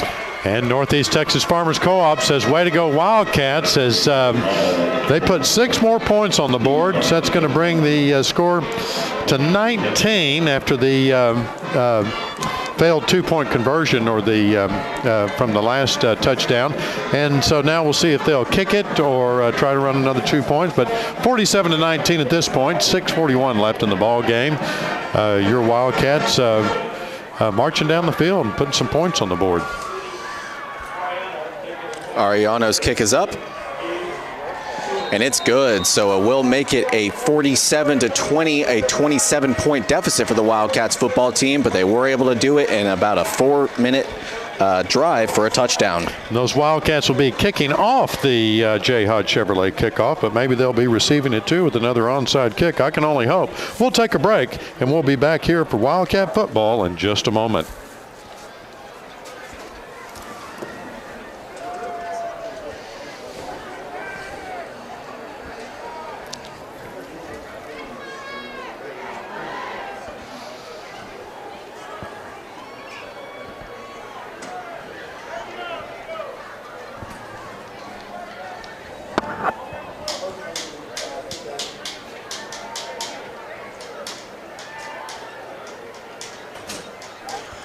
Welcome back to Citibank Stadium here in Forney as the Wildcats football team were able to get a touchdown on their previous drive, and then not only that, successfully converted an onside kick and then got another touchdown. So 2 touchdowns. It looks like in the last 4 minutes for the Wildcats, and now it's a 27-point deficit. Another onside kick attempt, and it looks like it'll go out of bounds, so a flag thrown on the field, and the North Forney Falcons will get the ball for the first time since, well, the third quarter. Yes, so great job. Another pretty well executed kick, but just didn't bounce on that second bounce high enough, and it just continued to go out of bounds. So unfortunately for these Wildcats. Free kick out of bounds. Number 32. First down. Well, another, not sure what that call was. Yeah, it was just I think he said free kick out of bounds. I don't know the number he called it against. It was in the 70s, so that's more often than not an offensive lineman. But either way, North Forney keeps the ball after the failed onside kick attempt, and they will try and take it up the gut with the quarterback, number 17, and he's able to push his way forward for about 5 yards before the play is blown down. And it will be a 2nd and 5 coming up. Oh, yes. Wildcats defense back on the field there, trying to make something happen. Another stop here.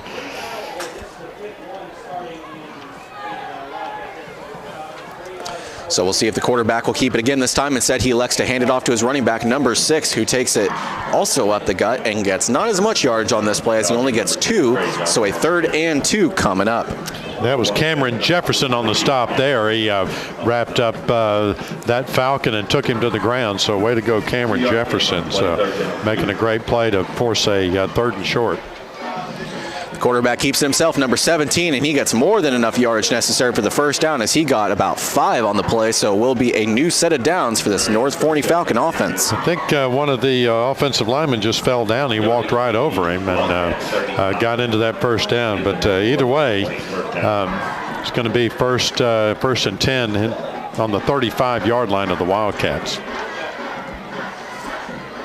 17 hands it off to his favorite running back, number 2, and you see why he's a go-to running back as he takes off to the end zone, but there are 2 flags on the field, so I imagine it'll be coming back due to a holding call.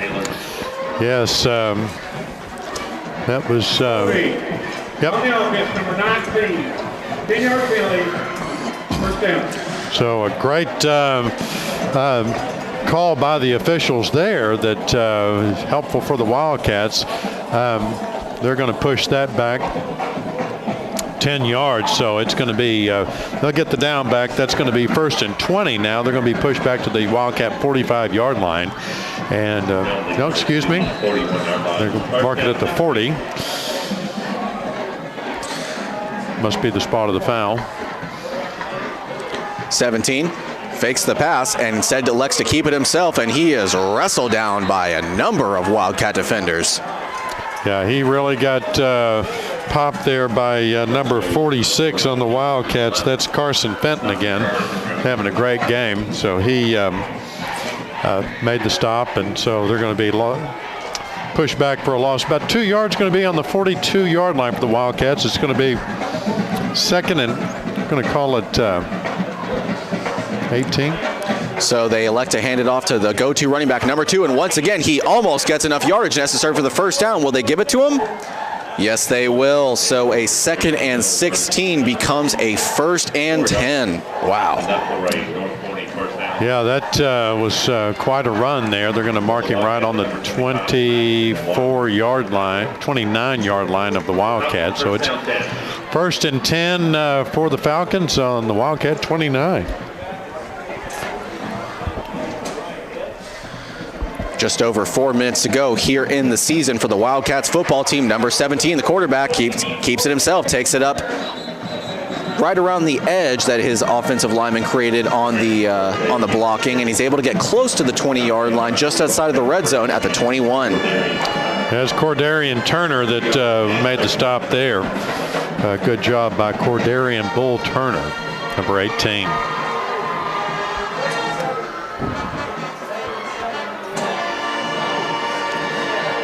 So with a 2nd and 7 now, just about 3.5 minutes to go here in the game. 17 hands it off to number 2, and once again the Wildcats are all over it as there are at least 4 defenders who wrestled him down behind the line of scrimmage. So a 3rd and 8 coming up. Yeah, David Campbell in on the stop, as well as Cameron Jefferson, a couple of other Wildcats I couldn't quite make out there, but those 2 young men kept anything from happening, and now it's going to be 3rd and about 9 to go for these Falcons.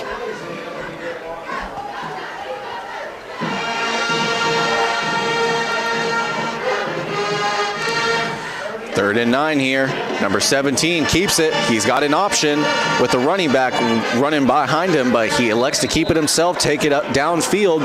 Only gets about 3 or 4 yards, so will be a 4th down coming up in about 6. It'd be a long kick if they decide to kick it from there, but they may try it, or they may just go for it.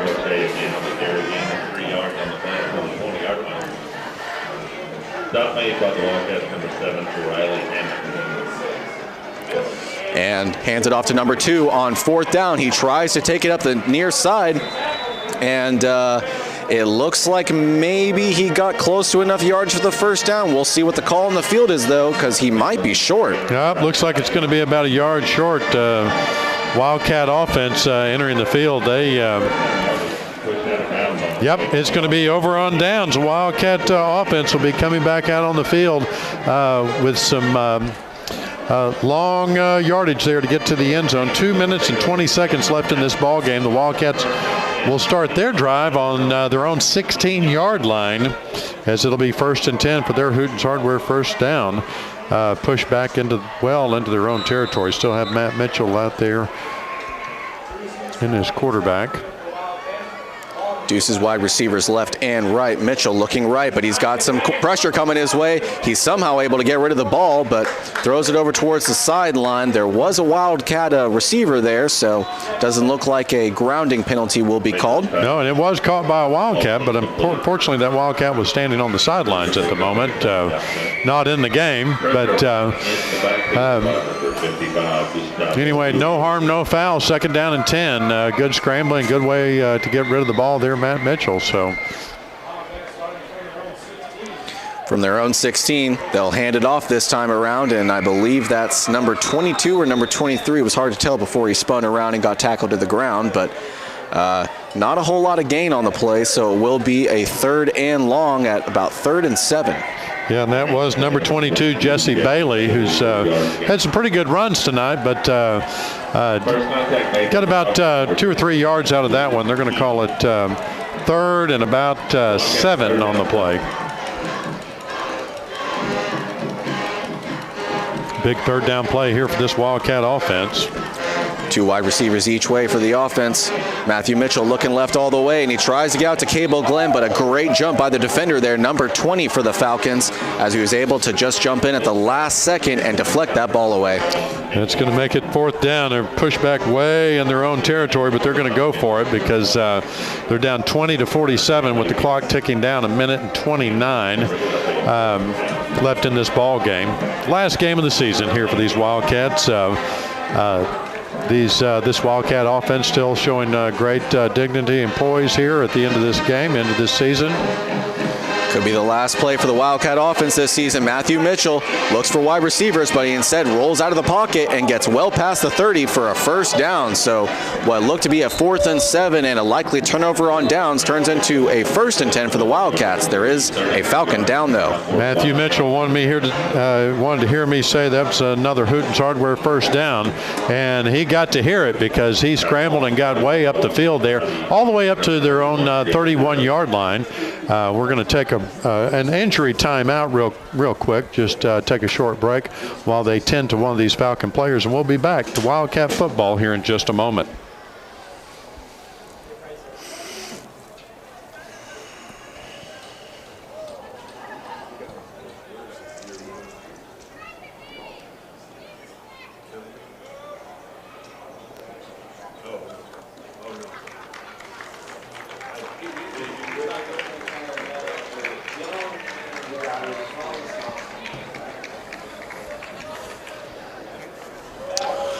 Welcome back to Citibank Stadium here in Forney as we had a Falcon down. That was number 55. Gustavo Rubio, a junior defensive lineman, and he walked off under his own power. And here comes this Hooten's Hardware first down for these Wildcats on their own 31-yard line. 1:17 left to go in the fall 2021 season for both of these teams. The Wildcats will look to end it strong with a touchdown potentially. Matthew Mitchell fakes the handoff. He's looking deep. He's got Landon Fields in the middle, and he had a step on his defender but just overshot his wide receiver on the play. Yes, a good pass way down the field. That ball traveled 10, 20, 30, 45 yards in the air and landed. Fields just couldn't get to it. It was kind of like what some of these passes have all been, just kind of a step or two off tonight, and I'm going to call it on the weather.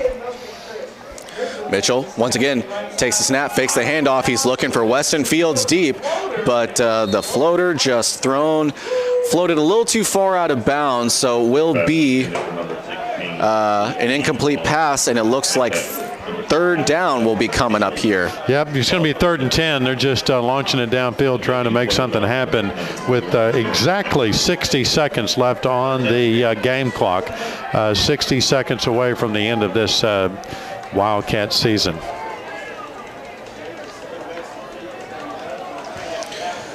Mitchell looking right, and he had number 27, Adam Peckham, and he had to go pretty low to catch that ball. It was a pretty low pass for Matthew Mitchell, so he had to kind of go on the ground to catch it, and he will be marked as a result down where he caught the ball at the Wildcat 36-yard line. And I'm going to have to check the tape on that one because it looks like to me the official marked him about a yard short of where he caught it, so I can't throw the challenge flag from here.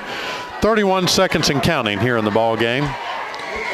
Mitchell looking right all the way. He's got some pressure. He's got to leave the pocket, and he will stay in bounds. So that will, it looks like maybe he got enough yardage necessary for the first down. Will they give it to him? Looks like they're moving the chains. That's going to be another Hooten's Hardware first down. They get this ball spotted. They're going to roll the clock. 18 seconds left here in the ball game, and they're going to get their last Hooten's Hardware first down of the season. Mitchell gets the snap. He's looking on the far side to Adam Peckham, and I believe that ball was incomplete. Yep, it was hit the ground, and they're going to line up.